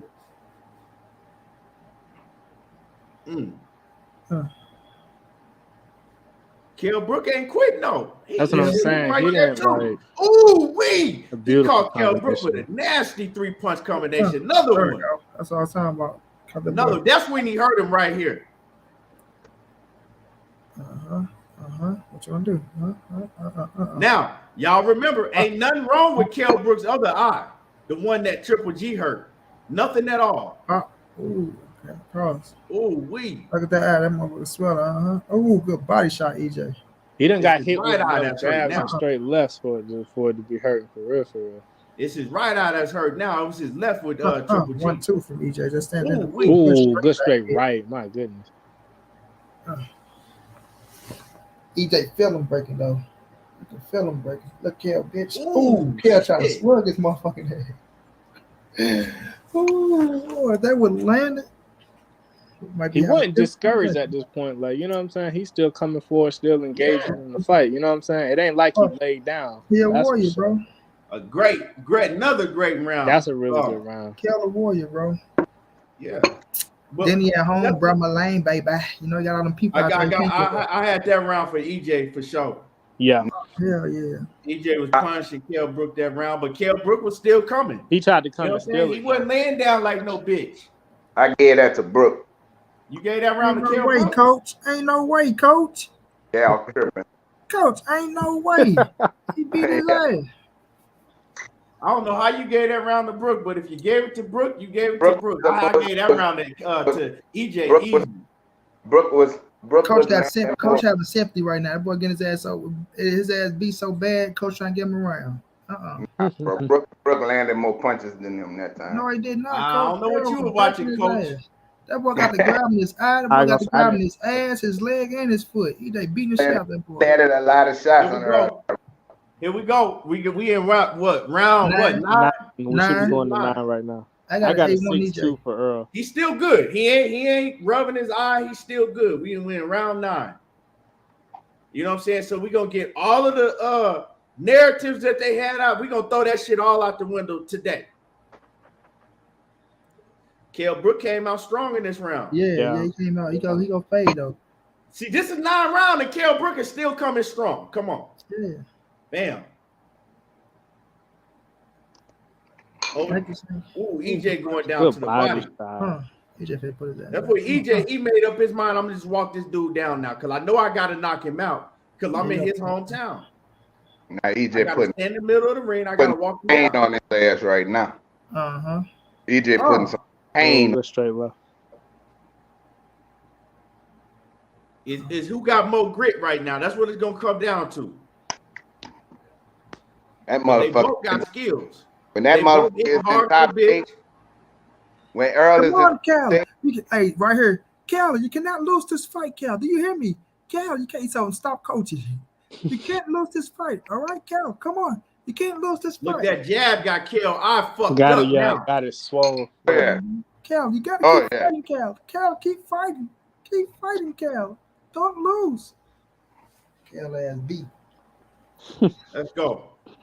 Yeah, that left eye was taking some punishment, boy. That jab a motherfucker. Yeah, his jab real good. Thing is, he don't telegraph that motherfucker. He don't. You right. Before you know it, your head done got popped back twice.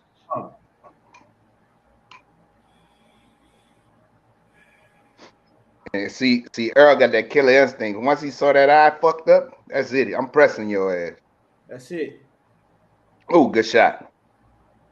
That was a good body shot.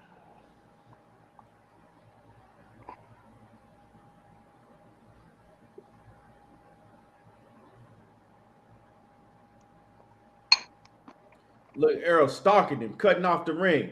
And before, it was Kell Brook that had Errol Spence on his back foot. Right. But see, Errol getting stronger and stronger as the rounds go on. Yeah, see, the body work is what's making it like that, you see. Yep. That in that eye. He heard him coming in. Kell Brook trying to hold it. He caught Kell Brook with a hard hook coming in, short hook. That's what made me wonder, man, what the fuck is wrong with Kell when he got hit with that bullshit punch from Terrence Crawford? He caught him with another hook. I just think he wasn't the same. Oh, shit. Good combination. He trying to hold on. EJ could have stopped him. He kept his distance, but he let him push him. He could have stopped him right there. Good body shot, boy. That motherfucker working. That's my favorite punch of his. When he sit down and turn into that left Now hook to the Kell Brook body. hurt. Oh my goodness. Now Kell Brook hurt. Like, pause, time out. Come get this nigga off me. Them body shots. Knifing body shots, man. Jeez, Them shits. They ready for that bell to ring. Like, get this nigga off of me. He the dude in the gym that really want to spar, bro. Like, yeah, I got him now. I got this nigga now. He's starting to squint that eye, though. That was the ninth round. I had Errol Spence in that round for sure. What was that, the ninth round, right? Yep, I had Errol Spence in that round. What the chat talking about? I got a 7-2 for Mac of the South said he got 7-2. I got 7-2. Adonis, he said he got a 7-1. Third round of swing. Jimmy Boxing, he said he got a 9-1 Spence. They ain't fought 10 rounds yet. Hey, he got that he got that motherfucking what you would call it scorecard. That Teofimo Lopez daddy scorecard. 11-2. Junior Lopez scorecard. Nah, that was Teofimo tomorrow. 11-2. 11-2. Yeah. Let's go. 10th round. Yeah, I got that shit 8-1, man. Errol out here putting punishment on this boy now. Yeah, I was gonna say this about Kell Brooks still there. He's still fighting back, still throwing hard shots. EJ just breaking them down. Knifing body shots. Straight, nasty jab. Push him back to the rope. Drop time. Get your ass down. He had to take that knee right there. He said, this nigga getting too strong. Look at that. Now Kell Brooks' eyes starting to fuck up. Now it's starting to mess up real bad. But when you look at him in the corner in between these rounds, he was already squinting it real hard too. Yeah. Already. 10-8. That's a 10-8 round. Already. Yeah. Ooh. With that body shot, that short body. What's crazy is Kell watch. I thought Kell hurt him in one of these flurries towards the end. He gonna fight back in this round. Kell gonna fight back in this round. Come back, watch. Kell gonna come back and be done.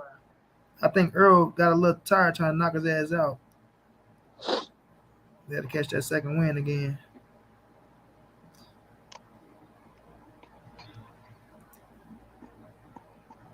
Boy, ESPN tried their best to make Kell Brooks say Terrence Crawford better than Errol Spence. He ain't do it for shit in the world.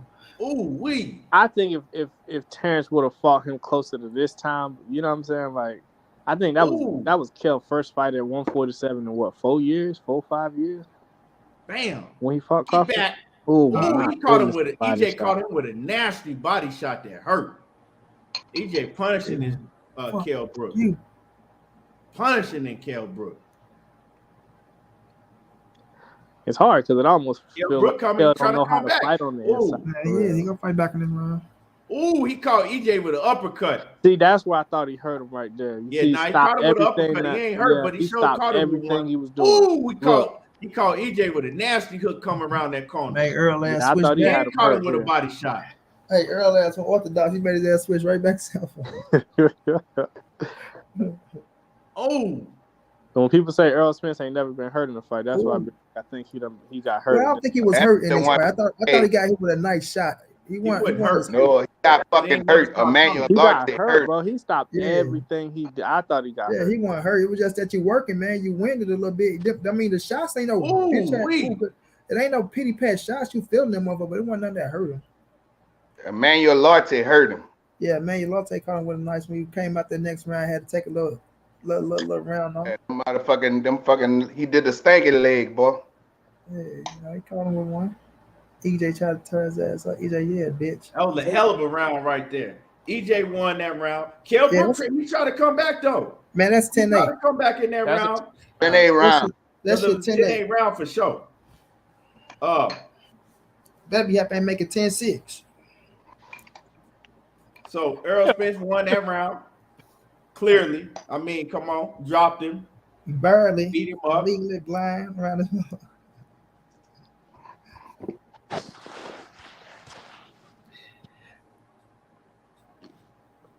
Can you see? Barely.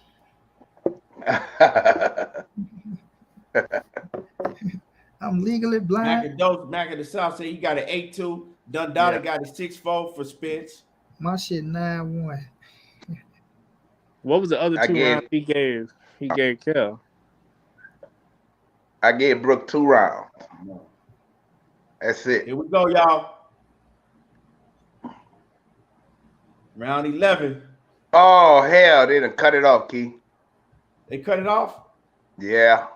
Did they? I'm still watching. Mine's still on. Mine's still Y'all on. about to Oh shit! They probably for the kill. They better not cut it off at the end of the fucking 11. They cut it off? No, they cut it. Still on. I can see it through StreamYard, but on YouTube it's cut off. I got it on StreamYard. I can see it on StreamYard too. I'm talking about YouTube. Keon, what oh. Oh, you said on YouTube. Man, I know they ain't do it like that all the way in the fucking 11 round.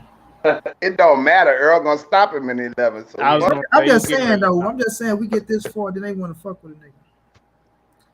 But really, the argument about Earl getting his ass whooped before the stoppage, that kind of go out the window because we done scored every round up until the stoppage. Oh, stream unavailable. God damn, man. It should let me. You know what I'm saying? Hold on. Let me see if it let me back in. I said the Justice League snitched.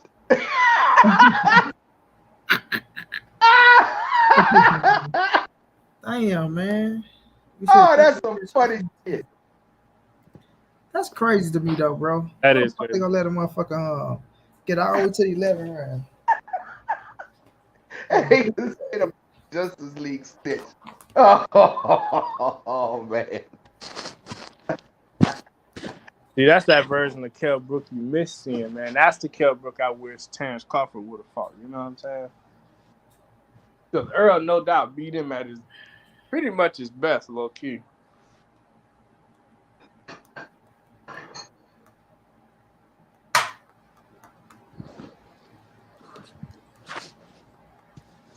It's back up now, Key.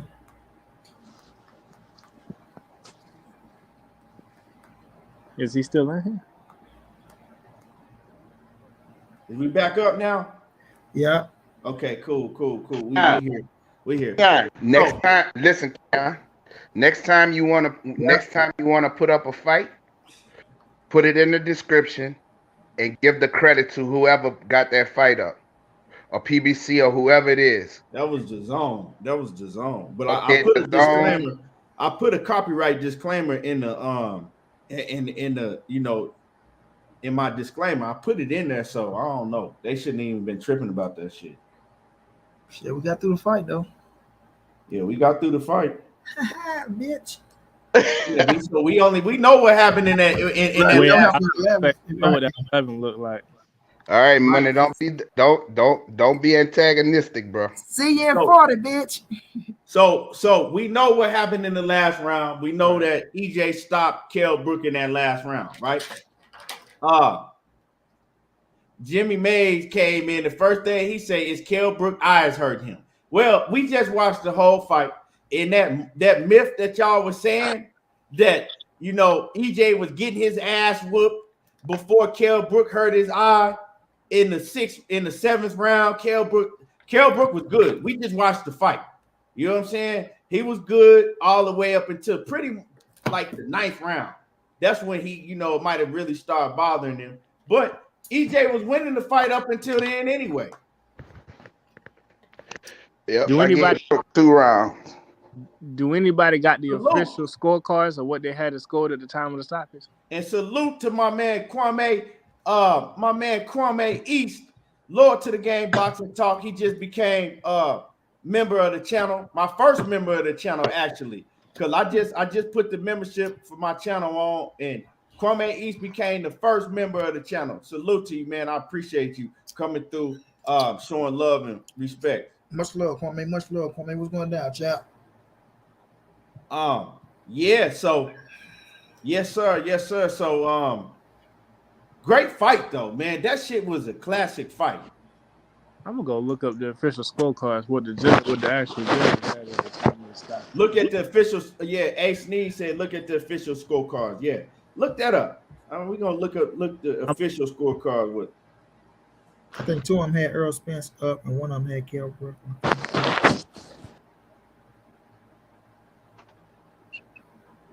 He finna beat America ass though. That's for sure. One thing for certain, two for sure. He finna beat the hell out of American. I don't think so. I do, bro. I think he gonna beat the shit out of American. I think stop. I think it be them type of fights, bro. Where I thought Zav Judah was gonna beat the shit out of Paulo Malignaggi and probably outbox the shit out of Zav ass. What I feel like American gonna pull that shit out. Watch. What scorecard do we look up though? I can train with Terrence Crawford. He said you could look at him on BoxRec, but where you find it, like, do you look under the bout or the event? Like, how you see it? Money. Bet on Khan if you like him that much. Bet on Khan. Yeah, bet on Khan. I'll bet on Khan. Okay. You got Khan? Yeah. Don't do it, bro. All right. All right. How much we hit? How much we hit? What is hitting for? Whatever you want to hit for. Come on, bro. Okay. we can do it for 100. What's up? 100 it is. See, I want to. He got a Khan. Money for real? Yeah, I got Khan, bro. So can you find it? Because I'm on BoxRec looking at it. Says official judge Adelaide Bird had to fight 92 to 97, but it ain't saying for who. Dave Perez had it 94-95, and Alejandro Lopez had it 93-96. It don't say. I think Kell Brook. So I guess so. Adelaide Bird, I think she had it for Errol Spence 92 to 97. Dave Perez had it 94-95 for Spence, and then Alejandro Lopez had it 96 to 93 for Errol Spence. I think Spence is the first. Spence was up on the card. Okay. So they all had Spence up, but my whole thing is that people was trying to act like that Errol Spence was getting dominated and losing the fight up until the, up until the eye injury. They said he was losing the fight for the first 6 rounds. Now we watched that fight. It was a close fight, but he wasn't getting his ass beat the first 6 rounds like people try to tell you. That's the myth that I wanted to debunk. And not just getting beat, Keith, but dominated. Oh, he was getting dominated. Right. Yeah, he was that Kell Brook dominated him before the eye injury. That's a lot. And then another thing is we can clearly see that the eye injury that Kell Brook suffered versus Triple G had nothing to do with the eye injury he suffered versus Errol Spence. It had nothing to do with it at all. Yeah, I got you, Kwame. I got you. And salute to the Queen Cassandra Mason. Just became a member of the channel. I appreciate you for showing love and respect, always supporting the channel from day one. I got you right now, Kwame. Hold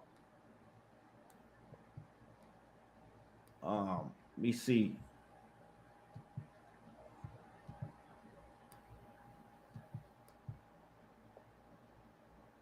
I'm gonna send it to your email. I'm sending it to your email right now, Kwame.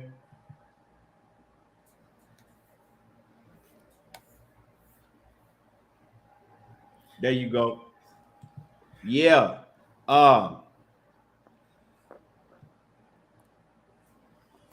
Let's see what y'all talking about in the chat. I think you may said the super chat. My man Kwame in that super chat, he said Khan can't take no chocolate brownies. He showed the fuck can't, Kwame. Man, them motherfucking chocolate brownies. Them motherfucking chocolate brownies melted and stepped on now. Them motherfuckers ain't baked. Them motherfuckers old and stale. Anybody eating that old ass shit? But my thing is, bro, when I saw him fight, what's my man name that both Earl and Danny Garcia knocked out? The little Mexican dude that American fought, dropped him twice. You talking about my dude, man? Don't be talking about my dude like that, man. That's my dog too. Put them things on. I was like, Samuel, Samuel Vargas. Yeah. Samuel Vargas. Yeah, that's my dog, man. My dog come chilling and fight with me and shit. Don't be talking about Sam like that. Showcase fight, man. You out here in a dog fight with this man. Come on, bro. You serious? It don't matter though. It don't matter though. Kell Brooks ain't fit do shit. Hey, let me get this super chat. My man Emmanuel H A1 Hoop Zone. He says, "Don't do it, Money Brown TV." He said, "Coach scorecard was I had EJ knocking his motherfucking ass out." That's what it is. Well, it's salute to my man Emmanuel H in that super chat. Money Brown. Yes, sir, Coach. You must be feeling generous. That's all that is. Mm-hmm. Nigga betting on Glass Joe from Punch Out. I mean, he talked about me, but he hit hard, but he didn't really give me that hard. I really did the shots. Hey, Zenner said people in the chat was talking about Brook was dominating. Oh shit. Yeah. I won't bet 50 cents on that shit, Coach. Boy, I know damn well you was bullshitting. Oh, I was like, what's Body thinking? He trying to donate to Coach. Well, them two old. We were gonna have to send somebody over there to check his head to see what was wrong with him. Boxing Social Network said he working on the web interface to score fights. That's interesting. Nice. Yeah. Let me see who else. But American gonna win, though. I'm telling y'all. Man. Yeah. Zenith, that all three judges had he had Spence winning. All three. Money. Amir Khan don't even believe you, dog. Nigga, watch Amir Khan training that right now.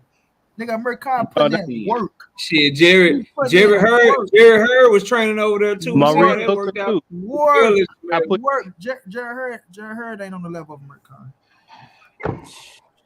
And Sheena, you're right. He was a 3-belt. You're right. They're not on the same level. He was a 3-belt champion at 154 in the man at one time. At no point was Jerry ain't. Oh, you're right. They ain't on the same level, dog. They ain't on the same level. You're right. Let me pay Sheena her respects, y'all. Hold on. Let me pay Sheena her respects. Sheena, salute to the Queen. Sheena, I appreciate you for always supporting the channel. Became a channel member. I appreciate you. Yeah, I mean, money lucky.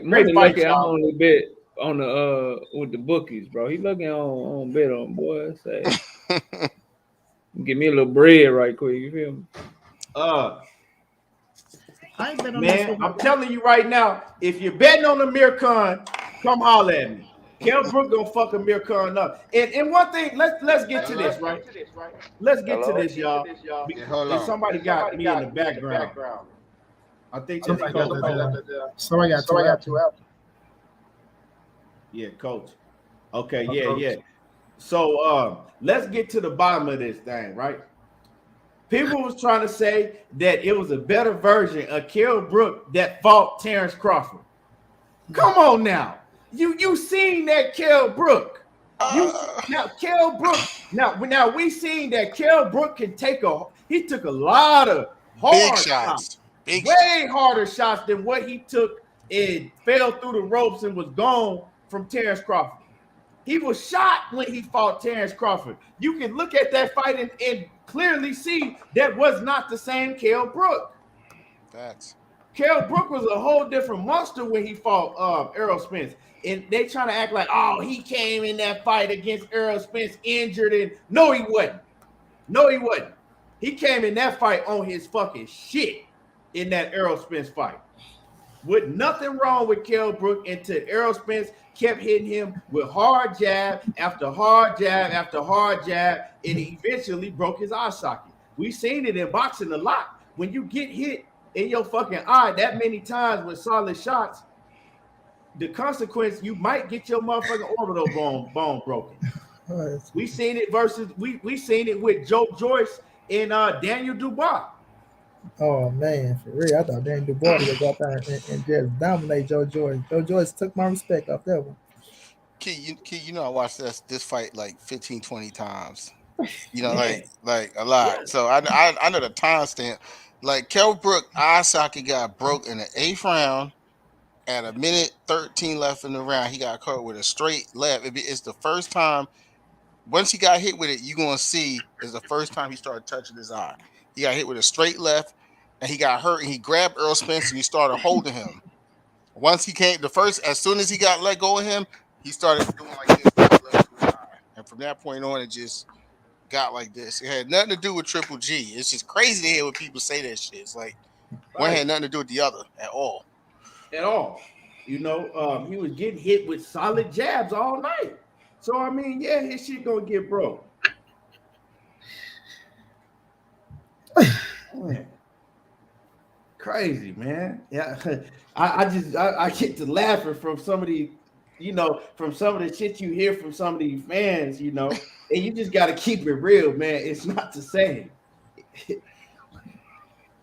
I mean, bro, that's all facts. And if you just take the names of the fighters out of it and take, oh, I love Terrence Crawford so much, or oh, I like Errol Spence so much. If you just take that shit out of it, bro, and you just say, okay, look, I got a fighter who is 3 years older. I got a fighter who hasn't been at a certain weight class for 2.5 years. I got a fighter who now has 2 eye injuries instead of 1. It's very simple that fighter is not going to be the same fighter.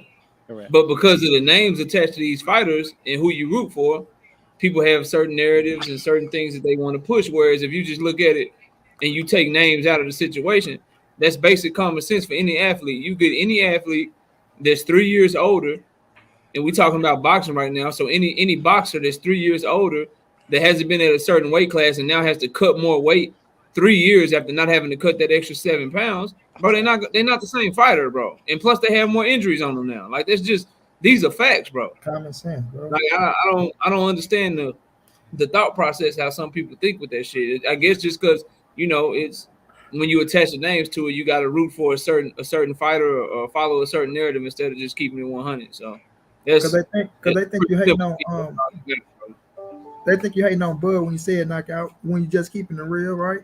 Like for instance, if Bud would have did like you say, just reverse the roles, right? Let's just say Bud was the one that beat Kell Brook after Triple G won the title, right?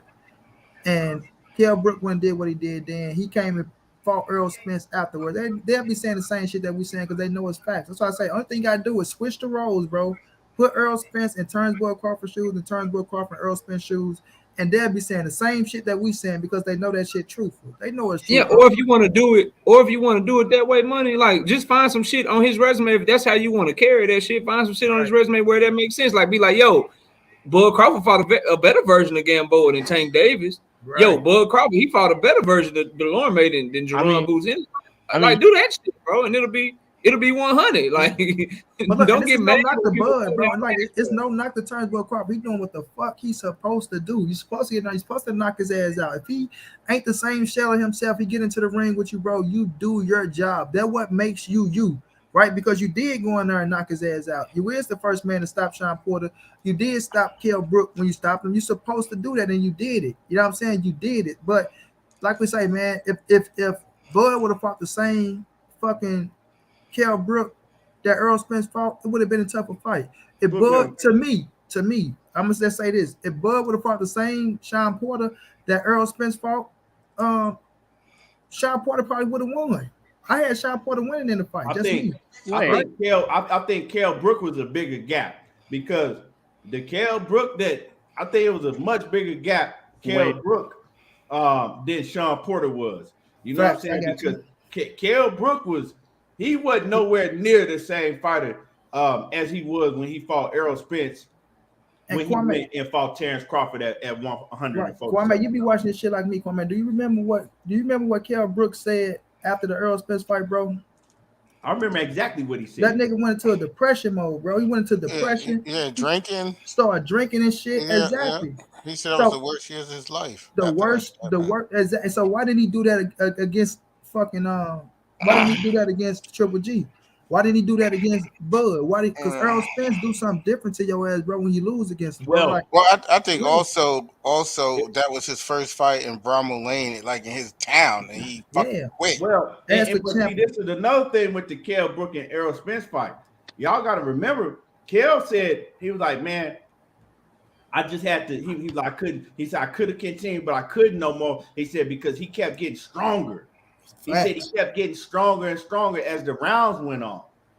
And also, y'all got to think, like Kwame said, he was fighting in his backyard, home.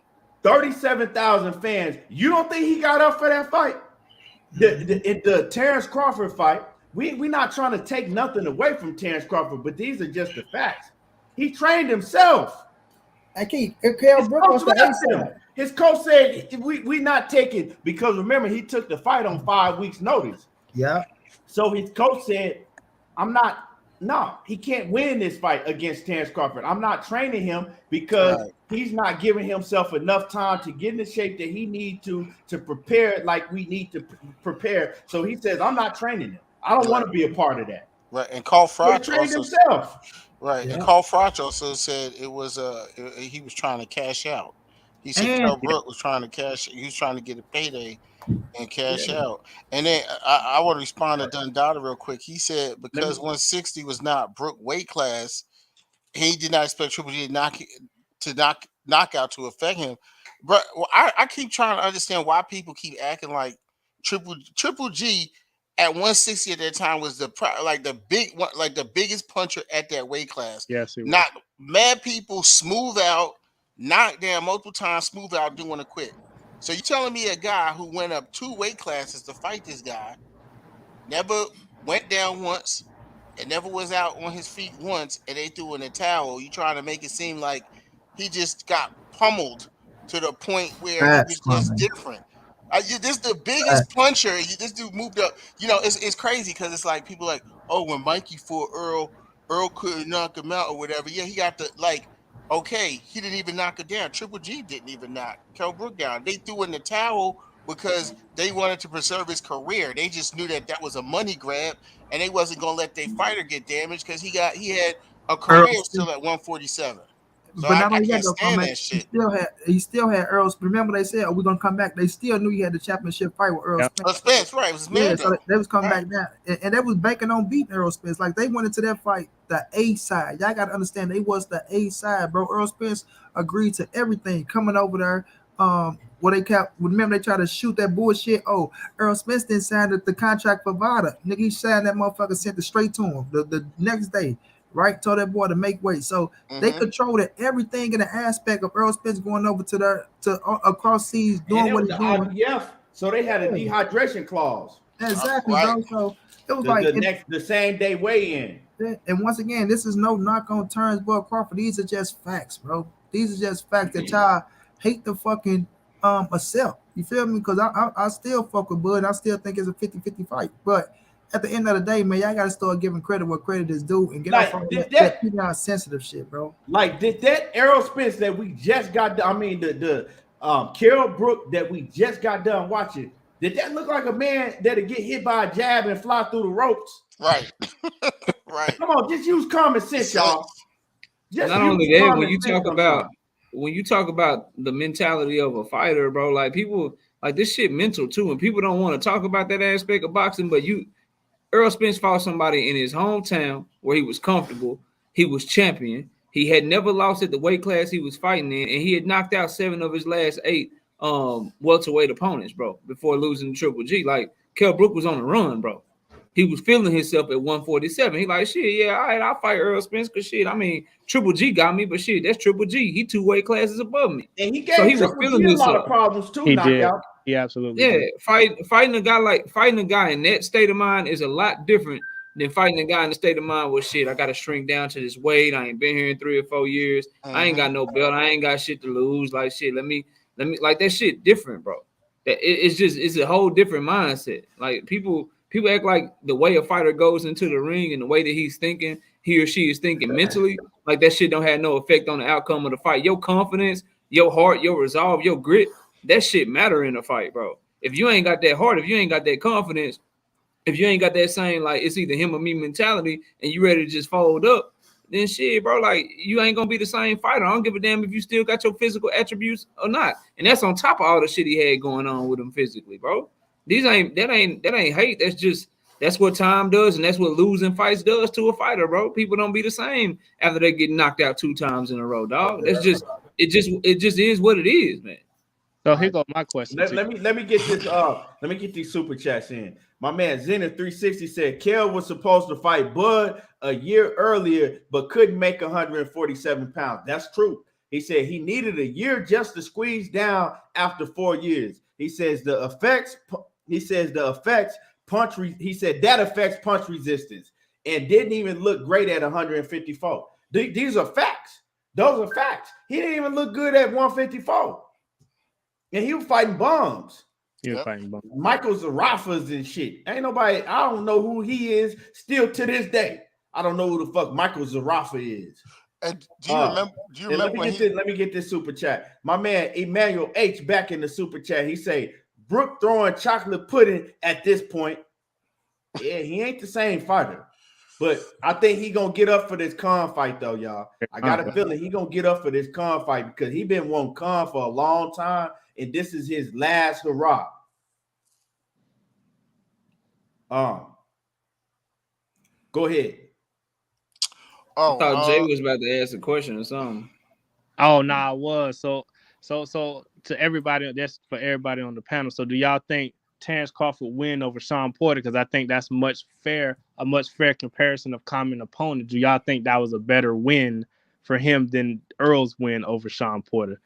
I think it was a lot better than the Kell Brooks shit because Kell Brooks wasn't the same fighter. I don't think that Sean Porter was the same fighter, but I think he was closer to the same fighter than Kell Brooks was, if y'all get what I'm saying. But you know, if you look at the overall fight with Sean Porter and Terrence Crawford, I had Sean Porter up in that fight. You know what I'm saying? At that point in time, I think I might have had Sean Porter up by maybe a round or two. But Terrence Crawford impressed me because when he got the news from his corner, when they told him, go out there and do what you got to do because you losing this fight. He said, what? I'm losing? All right. And he went and turned it up. That's what impressed me. He showed that he's able to take it to another level when his back is against the wall. Right. That's what impressed me with that win. I think overall, he had a better win than Errol Spence did against Sean Porter because, hey, even though I think that Sean Porter was fine and he could have continued, you know, we saw what happened regardless. So I will give the win against Sean Porter better than Errol Spence's win against Sean Porter because they both had problems with Sean Porter. Let's not act like they, you know, both didn't have problems. But so I will give that to Terrence Crawford. But on the other end, it's like I seen differences in Sean Porter. You know, I saw a much more aggressive, stronger Sean Porter in the Errol Spence fight. But regardless of who Sean Porter was, if you look at the win, you got to get that to Terrence Crawford. So I mean, I don't really like gauging fights like that, but yeah, you can get that to Terrence Crawford, in my opinion. My short answer, bro, is he did something that Sean Porter nobody else did. So I gotta say it's a better win for Terrence Crawford. You know what I'm saying? And that's just how I look at it, being fair to him. Like shit, like Sean Porter, I understand he talking about he was thinking about retirement. He was doing this, he was doing that, but shit, like it was a very competitive fight the first 9.5 rounds. So I'm not trying to hear that shit. You know what I'm saying? So he did something to Sean Porter that Kell Brook didn't do, Keith Thurman didn't do it, Errol Spence didn't do it. Everybody that Sean Porter up in the ring, nobody did that shit to him. So I give Bud credit for that. The part I didn't like is I felt like Kenny Porter robbed both Sean Porter and Terrence Crawford of their glory. I felt like Sean deserved a chance to either see if he could get through the fight and soldier up like he always do, or if Bud gonna stop him, shit, let him really stop his ass. You know what I'm saying? Sean Porter trying to continue. He banging on the floor like goddamn Hulk, like he about to get up and do some shit. Let's see it, bro. Let's see. Like he earned that shit, you know what I'm saying? But I give Bud the nod on that, bro. I think he had the better one. I agree. You got to get a nod to Bud on that. You know what I'm saying? You got to be fair and get a nod to Bud on that because there's a lot of circumstances. But hey, we can't put those circumstances because he still did what he did. What y'all think? Yeah, I give him credit. I give him credit on the Sean Porter situation. But like I tell people, though, we still got to be real about the shit. Like I said, the man was. It was a cash out fight for him, bro. It was a cash out fight for him. If he won it, he won it. If not, he didn't. Like I say, the Sean Porter that fought Errol Spence, that motherfucker that leave no stones unturned, bro. They went out, they got Barry Hunter, Coach Larry Wade, him. They came up with the best game plan that they can come up with. That, like I'm telling y'all, that's the best Showtime Sean Porter that you will ever see that fought Earl the Truth Smith Jr., bro. He said it himself, bro. I just have to, this gonna be the fight where I'm just perfect for the one fight that I want to be perfect for, bro. Everybody want to be perfect for Errol Spence. And that motherfucker, I'm talking about, they went over and beyond, bro. Over and beyond. And Errol Spence was bullshit in that fight. And he still came out with the W. But they went over and beyond, bro. And because they wanted to win. And you got to think about it, he was the world champion. It was a unification bout, right? So it was a lot more. Errol Spence meant a lot more to Showtime Sean Porter that turns boy Crawford his buddy old pal. You feel me? And then he didn't like his daddy praising Spence left to right like he was doing and shit like that. So man, it was way more to the Errol Spence fight for Showtime Sean Porter than it was for Bud. But I do give Bud credit. He did what he's supposed to do. You went in there, you made them throw the towel in on him. It ain't like you went like people making it like Terrence Crawford went in there and just dragged Showtime Sean Porter ass. Like if he didn't went in there and dragged Porter ass and then knocked them out, like god damn, y'all see what Bud did to Porter, bro? Like man, I'm gonna say this. I'm gonna say this, right? I'm gonna say this. I got to give it to Terrence Crawford. He had the better performance, but I think part of that was Errol Spence's fault himself because he wasn't preparing himself outside of the ring. He wasn't moving like he was moving when we see him fight Kell Brook. He didn't look the same Errol Spence that we saw in the Kell Brook. He actually, if I put them picture comparisons up, and I didn't done it before, he looked the shell of himself. So I think that's another reason why he kind of made it tougher on himself when he went in there against Sean Porter because he wasn't himself all the way when he fought Sean Porter. Let's just keep it real. When we say you gave the better performance, I think Errol Spence was winning the fight. I had Sean Porter winning the fight. Hold on. Let me finish real quick. But with all that being said, fighters, how they prepare, how disciplined they are outside of the ring, that's all a part of boxing. So that's not nobody's fault but his fault. Right. You feel me? Let's just keep it 100. There ain't nobody's fault, but and that's a big key to boxing. So if Terrence Crawford is able to be disciplined 150% of the time, and then you got another fighter that's not disciplined all the time like that, well, that's a plus for Terrence Crawford. We got to get that to him. You know what I'm saying? And the reason why he went out there and looked and did what he was able to do against Sean Porter was part of his discipline and always staying on point. And this is just me keeping it real. And the reason I think that Errol Spence looked how he did against Sean Porter, even though I think he won the fight, right? He had a very tough fight against Sean Porter, tougher than I thought it should have been, was partly due to Sean Porter, but I think partly was due to his out of the ring activity, not being disciplined like Terrence Crawford is always disciplined. When that's just how I feel about it. Yeah, but to me though, I still feel like Errol Spence had the better performance in my opinion, even though we. Hold on. So hold on. This clown ass nigga Anthony Levi Anderson or whatever the fuck Levi Anthony, right? Talking about I'm hating on EJ and hugging Bud's nuts. How retarded are you all the way retarded?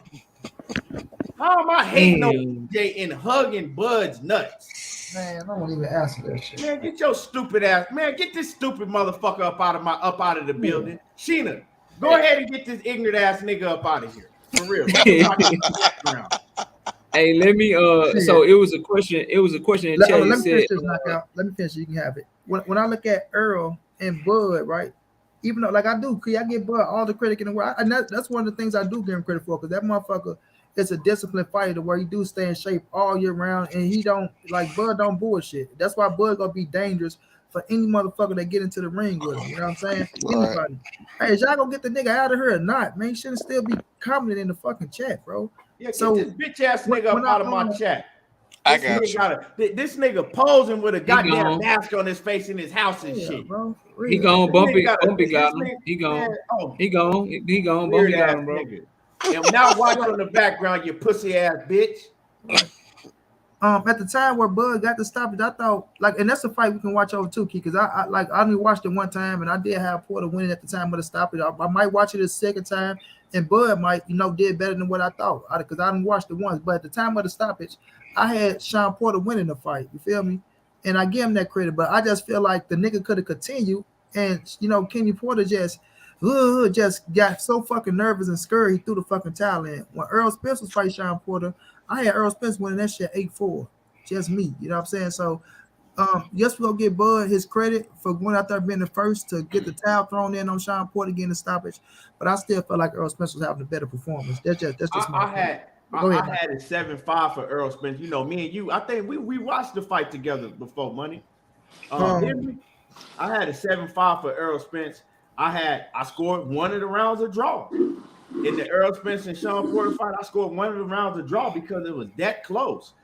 Just like I did in Kell Brook in Errol Spence. So I had a 7-5 for Errol Spence in that fight. Now I think we watched the Bud fights, Key. I don't think we watched the Earl and we did. I think we did a couple years ago. We rewatched. Y'all did when I was before I had even had a channel. I was watching y'all, and y'all had did the scoring. I probably forgot that shit. Of the Porter and the EJ fight, because people were saying that Porter was winning, so y'all went back and rescored it. But so it was a couple of questions in the chat, and I know and then I gotta run, so I wanted to answer them real quick, man. I think they're great questions. So somebody asked me or asked us, and y'all answer it too, because I think it's a great point. It said, which version of Porter beats wins, the version of Sean Porter that fought Terrence Crawford, or the version of Sean Porter that fought Errol Spence? I believe the version of Sean Porter that fought Errol Spence will win the fight, but that's a completely different question, because the question to me isn't who fought the better version of Sean Porter, it's who did better against him. And I want to be careful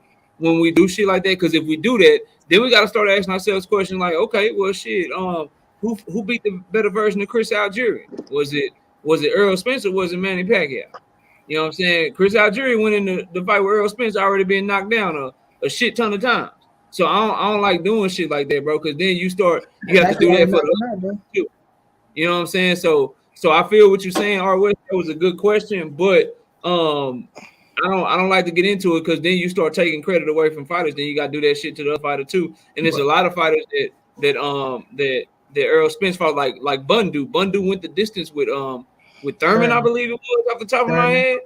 Yeah, but so who beat the better version of Leonard Bundu? Like I don't like to start doing shit like that. And then the other brother said something about Bud's inside game. I think it was the fans' corner. Is his inside game, man. His weakness. I'd have to say, the fans' corner. If you go watch his last fight, right, Sean Porter. When Sean Porter would rush his way on the inside against Terrence Crawford would immediately try to grab him, get the ref to break them up so he can push him off and get back to a distance. I don't know if it's a strength or a weakness. I'll say he don't like fighting on the inside. Like, he want to be at a distance, use his time and use his creativity offensively, where he can counter you, time you, pick you apart, use them long ass arms he got and go to work. He don't like to just dog fight on the inside, work the body, go head to head, high guard to high guard, and just rip away with hooks to the body. That ain't how he fight. That ain't what he like to do, bro. So that's my answer to that question, man. And salute to y'all brothers, man. Thanks for letting me hop on. Yes, I gotta get back, but they call my ass, man. So you already. Let me get it. Salute to you, Knockout. Let me get to the super chat. Peace out, Knockout, my brother. My man Zenith said Bud got a better finish. Spence's overall performance was more impressive.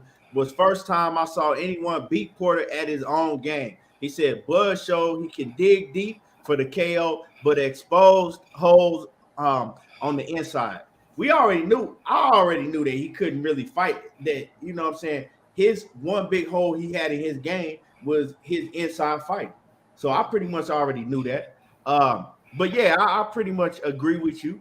Overall, if you look at the overall performance, I think Spence probably had the better overall performance, but Bud Crawford, he finished the show off. He finished him off. And that's what it is. And I give him full credit for it too. I don't take shit away from him. I'm getting full credit for being the first to stop Showtime Sean Porter, bro. Like I say, it's not up to him to make Sean Porter and his daddy and all them get on their motherfucking game. It's up to him to be the best Turnsboy Crawford that he can be and go in there and put his shit down. He did that. I give 100% credit. But see, my thing is, I think people don't give enough credit to, because when I first saw the stoppage when Kenny Porter jumped on the ring apron, I was kind of confused myself. But I was thinking about it. I was like, well, you know what? Like, this dude done trained Sean pretty much his whole life, essentially.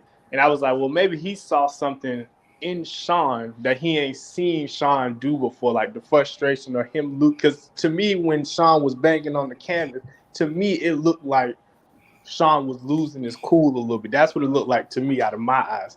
So it's like maybe Kenny saw something that he ain't never seen Sean in the ring. You know what I'm saying? And he saw what was getting ready to happen going forward. Because I thought Bud was going to stop him regardless whether Kenny jumped on the rope or not. That narrative right there, Chestnut is what gets me. That's the narrative that get me right there. Oh, he seen what was fit. Can't nobody see into the fucking future, bro.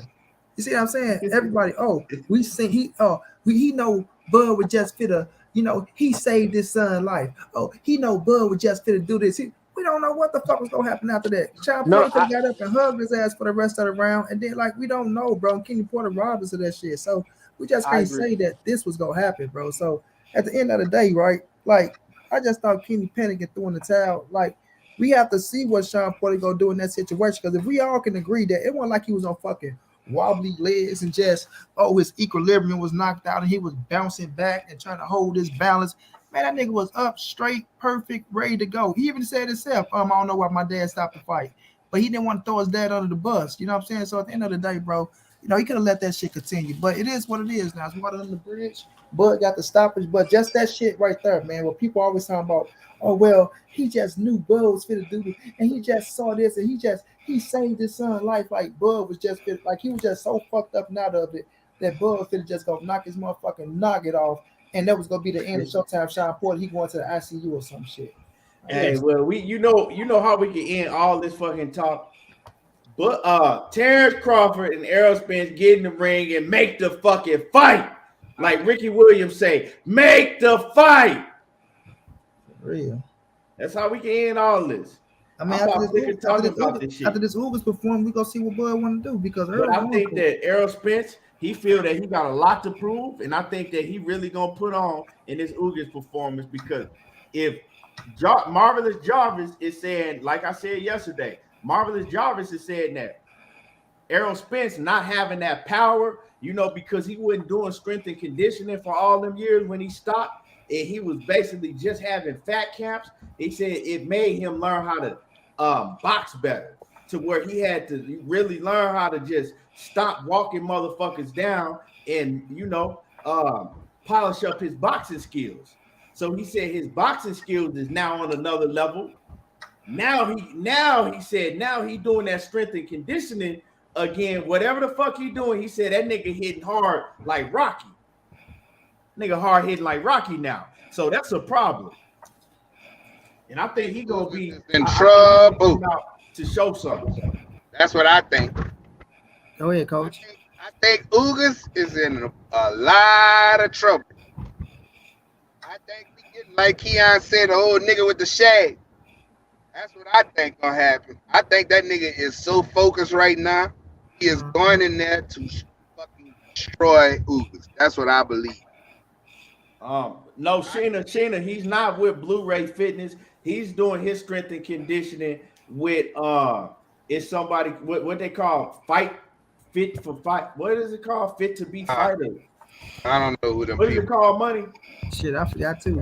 I know one thing. He got a nutrition. He's doing strength and conditioning with some other programs. I think it's fit to be fighters. I think you're right, Keith. Yeah, what's it called? They got a YouTube channel, Sheena. I think that's what it's called. I'm not 100%. What he gonna do? I don't know what he gonna do once he get in actual camp. I don't know what he gonna do. If he gonna go to Blu-ray or not. But right now he got his nutritionist and he's doing strength and conditioning with these people. But I don't know if he gonna just have them doing the nutrition and start working with Blu-ray. I don't know what he gonna do. I don't know. But Batman, what's up, Batman? You in here late today. From what Marvelous Jarvis is saying, Egypt is cracking right. Coach, you going in and out. You can't hear me? You going in and out, Coach. Go ahead. Can you hear me now? Your audio messed up. Hello? All right.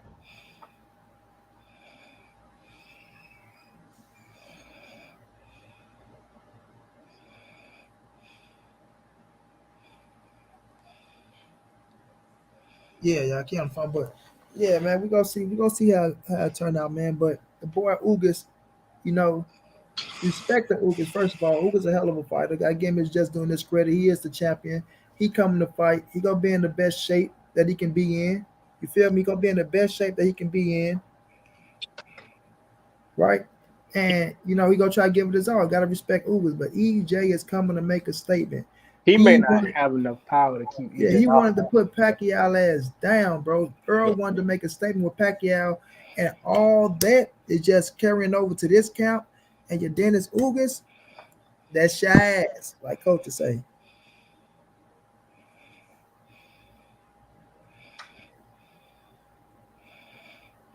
My bad. I was on mute. I can't wait to the fight, y'all, because I'm looking for Earl to look different from what we seen these last 4 years.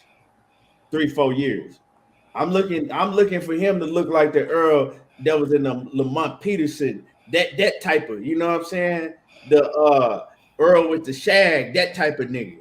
I'm looking for a different Earl. And strength and conditioning and not having to, have a fat camp. It's a whole different ball game when you really, really on your shit. Facts. Whole different ball game. Facts. And from what they saying now is Earl is really on his shit, locked in. Melanated royalty, salute. It's a whole different ball game, y'all. Somebody sleep in the background. Motherfucker breathing is hard as hell. Who in the background breathing like that? That's you, Kwame? You sleep? You up? I'm up, man. I heard some heavy breathing this shit. But yeah, what you got, Kwame? Nothing much, man. I'm excited to see the fight. I'm intrigued by the new nutritionist and strength coach. I was always a big supporter of Blu-ray, but hey, you gotta do what you gotta do, man. It's business at the end of the day. And one of the things I looked at, that trainer trained Regis Prograis too, and Regis was getting knockouts every fight with that guy. Yeah, Regis, you right. Regis do train with Fight to Be Fit. That's what it is. Fight to be fit. That's what it is. Fight to be fit. Yeah. So Regis was showing some good power with him and in good shape. Regis worked hard, and I feel like the same. I'm glad that Jarvis said that, because a lot of people I felt like was in denial. Like, I knew that Errol Spence punching power wasn't the same. I knew that. You could look at the Kell Brook fight, you could look at the Lamont Peterson fight, and you could look at the Mikey Garcia fight and look at the Sean Porter fight, and it wasn't the same. And then of course it wasn't the same for Danny Garcia after the accident, but now he's back. You know what I'm saying? Like, he's back with doing strength and conditioning and being focused, and has a nutritionist. And this is what I needed to see out of Errol Spence. So it's all dependent upon his performance, because that power, he gonna need that power against Crawford. He need that power. He need it, So we'll see. We'll see how it goes. The new thing that they saying now, right? So So since Jarvis came out and said that, they saying that, oh, ha, ha, ha, it's because Mikey came out and said that Errol Spence was injured. They doing damage control. Ha, ha, ha. Great damage control by Team Spence. They just doing damage control because Mikey already revealed that he was still injured. First of all, is Mikey Garcia in Errol Spence's camp? Do he have anything to do with Errol Spence? People just say stupid shit. Yeah, I'm telling y'all. You know who said that, Money?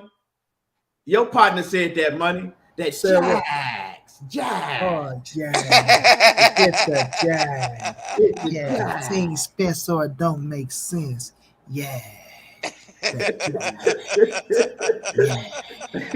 Now that motherfucker is Bud Crawford, yo. Bud Crawford's a problem, yo. What, yo? This cat Spencer's a fraud, yo. You know. I used to roll with your uncle. You're nothing like your uncle, yo. You're nothing like your uncle. We support the real. We got that sauce, yo. Go cop them Showtime shots, yo. Go cop them, yo.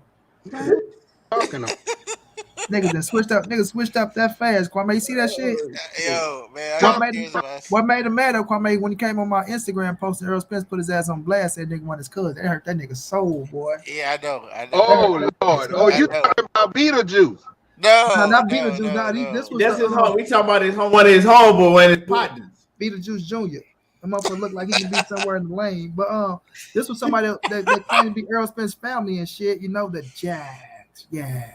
It's the Jags. Yeah. Crazy, yo. Jackals. Yeah, we the Jackals.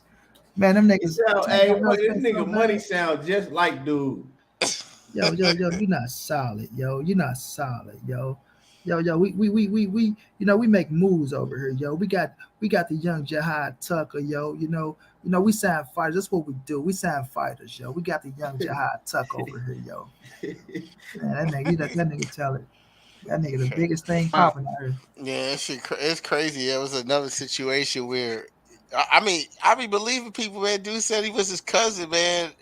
Look, I'm gonna tell you how I met homeboy. I was at the Ocampo fight. A bunch of us, we Beetlejuice was there, that's when we was cool, and we all met up at this place in Texas called Bombshells, like a sports bar. And dude came up just like he's just volunteering all this information. Yeah, Earl, my cousin, blah blah blah. He pulling out stuff in his phone, showing Terrence Crawford, showing Errol Spence. So I'm like, all right, cool, like that's your cousin or whatever. But then I think he started talking about Al Heyman like publicly, and the family went at him. I heard his aunt Tanya cuss that nigga out something horrible over the phone, like real horrible. And then he was like, "Yo, you not his cousin. You just someone who knows uncle. Like y'all grew up in the same neighborhood. You know what I'm saying? People got to stop doing that shit." Then he turned on Errol after that. It's crazy. Yeah, but then he came on my post and shit talking about, yeah, won't you tell him to fight Bud or tell him stop ducking or some shit. And EJ saw that shit and grilled that nigga. That nigga got mad as fuck up under that post. That nigga, yeah, then I ain't said shit to him. I ain't had nothing to do like you. Earl came out and grilled your ass. That's when he come under my thing. Yo, you not solid, yo. You not solid, yo. Yo, you not solid, yo. I'm like, nigga, what the fuck? I ain't did nothing to you, fool. Right. Y'all call you a snitch, Money. Look, he didn't want to put it up on the Earl. Look, Earl saw that shit himself and got in his ass. Not me. I already know. Them fucking clowns. What's crazy is when a nigga get put on blast, now you don't like Earl all of a sudden. Yeah, now you don't like him all of a sudden. But what now you his cousin. Now what I think is they wanted to interview too, Kwame. I think they was on that shit too. You know what I'm saying? Trying to get it. EJ just wasn't doing that shit. And I think them niggas start feeling some type of way because niggas start feeling privileged and entitled to something. Like, bro, these fighters don't owe y'all shit, man. Right. Just because y'all go out here and y'all, oh, yeah, we push for you. We do. You choose to do that. It ain't like they coming to you personally like, hey, bro, I want you to go on your channel. I want you to rep me and do this. Then it's a different story. But when you choose to do it your damn self, okay, you choose to do that. Then the dude bring you on the star, showing y'all love, getting y'all little passes here and there every now and then. Man, people don't owe y'all shit, bro. But niggas get the feeling entitled when like people owe them something. That's when shit start turning and shit. Yeah, that's crazy. Niggas more Alpo Martinez ass niggas, man. Exactly, coach. Exactly. Right, and it'd be the same. It'd be the same dude who will say that they cousin or whatever. Once they turn, they'll tell you that you a dick rider now. Right. Now they on the other side. They'll tell you. Like we ain't got receipts, Kwame. Like, let me answer this question Jay Dixon got, because I don't. If y'all know anything about this, he said, "What do I think about Thurman and Barrios with 10-ounce gloves?" Y'all heard anything about that? 147? Nah, I ain't hear nothing about that. What? Where you getting this from, Jay? They ain't supposed to be in no 10-ounce gloves. Well, shit, they got the press conference going on now, so they probably said the shit. Oh shit. Oh, it is on. Got Thurman and Barrios press conference going down. I'm gonna go back and watch it. That's right. Yeah, fellas, I'm about to get out of here. I'm gonna holler at y'all. All right, we got to wrap it up in a minute. All right, anyway. No doubt. Yeah, I don't. If they fighting in 10-ounce gloves, I ain't feeling that shit. Yeah, like what at all. Y'all at 147. They should be. Yeah, it's supposed to be in 8-ounce gloves. I'm gonna have to watch this press conference when I wrap it up right here. But yeah, man, that dude is funny. He's a character, man. That's the least I can say. He a character. That dude funny as hell. But that's the thing that they running with now. That Jarvis is lying, coming out saying that ain't none of that shit happened. Spencer's still hurt. He just say they just trying to do damage control. So man, that's what it is now. Yeah, that's all it is. Damage control, kid. These dudes crazy, bro. They see shit and they don't want it to be true. It's just what they was expecting from Errol Spence. They didn't get. Like nigga was really expecting for Spence to be done with after that car crash. They was really expecting that, bro. They ain't want to see this dude come back and be who he is right now. They're get on that thing a lot. Or now, we happy he okay. Man, stop lying, bro. Y'all niggas praying for that man downfall. Can't wait for a motherfucker to knock him off so y'all can point the finger and be like, we told y'all. Look, we told y'all dude ain't this and dude y'all want to see a motherfucker fall, bro. But he ain't gonna get out of certification, bro. He ain't gonna get out of certification. Cause like Keon said, he take that shit, he used that shit as motivation. And when he put on his performance against your Dennis Ugas, they go hate on that shit. Or Ugas a nobody. I mean, what did Ugas really do? Like they gonna try to hate on that shit, but it just gonna show y'all that EJ is back. And tell all y'all that kissing Turnsboy Crawford ass that wasn't even Turnsboy Crawford fans like y'all portraying to be, just tell Bud to sign that contract and don't try to, use this. Oh, I'm going to court with Bud. I'm going to court with Bob Erm, and now I want to fight the winner of Jamel Charlo and Brian Castano. Don't try to use that shit to get out of this fight. Nah, real talk. And R. West said they was just hoping and praying he was injured after the car accident. Yeah, they was. They really, really was hoping that he would never come back to boxing. They were putting up story after story, and they were really hoping that man never recovered. They were really deep down hoping that shit. But he ain't gonna be the same against Danny. Motherfucker, why is he coming back against Danny Garcia? That's a fool move. He rushing back. Oh, we haven't seen him. Oh man, it was so much shit. So Danny Garcia. Danny Garcia wasn't shit. He's a bum anyway. Right. Hey man, Danny was sick during camp, man. Get off my mask, cuz. Boy, Danny got his ass whooped. Hey, but man, I'm gonna go around the panel and get your last words. I want to get up out of here. I want to go and rewatch that the press conference. My man said Zener said that Barrios made Keith Thurman look small. I'm ready to go watch their press conference. I'm gonna go run that back and watch that. But let me get y'all last words. So Kwame Brown, let me get your last words before we get up out of it. I always call it Kwame Brown. Kwame, I had to look up myself. I'm gonna say, damn, Kwame, your last name Brown. Hey, Kwame E. That shit just go. When you hear Kwame, you just automatically think Brown. Kwame E. I mean, I don't really got much to say. Just salute to y'all, brothers. Salute to the panel. Keep doing the great work you're doing, Keon. And I'm glad I was able to become a member today. And I rock with y'all for life, man. That's what's up. I appreciate you, Kwame. Always, man. I can't wait till you get your shit, back rolling again. Yes, sir. Jay Chestnut, let me get your last words before you get up out of here. Nah, man, just shout out to you, bro. Monty Brown, Kwame, Knockout, everybody, the coach, everybody that was on the panel, man. This was fun. We definitely got to do the Sean Porter and Terrence Crawford fight because, I like to do that whenever you get it, get a chance to do that.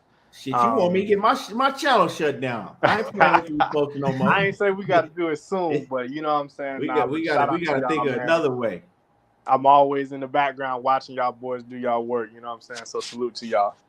Yes, sir. Appreciate you, man. Appreciate you for the support. My man Zenith 360 he said FYI, he said pre-sale for Charlo versus Castano available in LA. That's a when is that fight happening? In March? In March. March what? I forgot the day. I know they switched to March. I thought it was March 9th or something like that. Yeah. I gotta look at it. That'll be a real good fight. I'd love to go to, but I think I'm gonna chill into Dennis the Errol said March Spence. 19th. March 19th. Okay, yeah, I think I'm gonna chill into that Errol Spence fight. Yeah, I'm trying to get there. Can you hear me? That's my one gotta pop up. Let me get your last words, Money, before you get up out of here and let everybody know when you're gonna be on.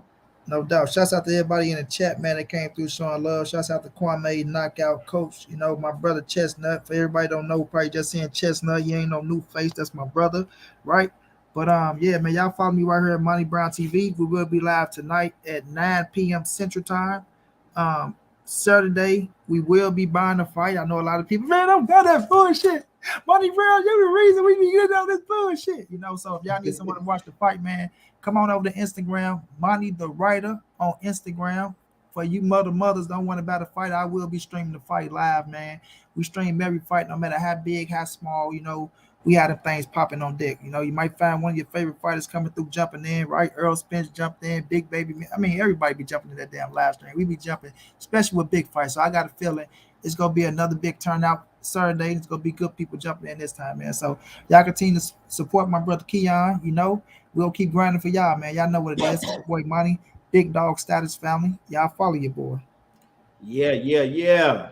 Another great show today. I did this show for y'all because I know y'all get sick of hearing the same shit, talking about the same shit. So I just wanted to switch it up, do something different today.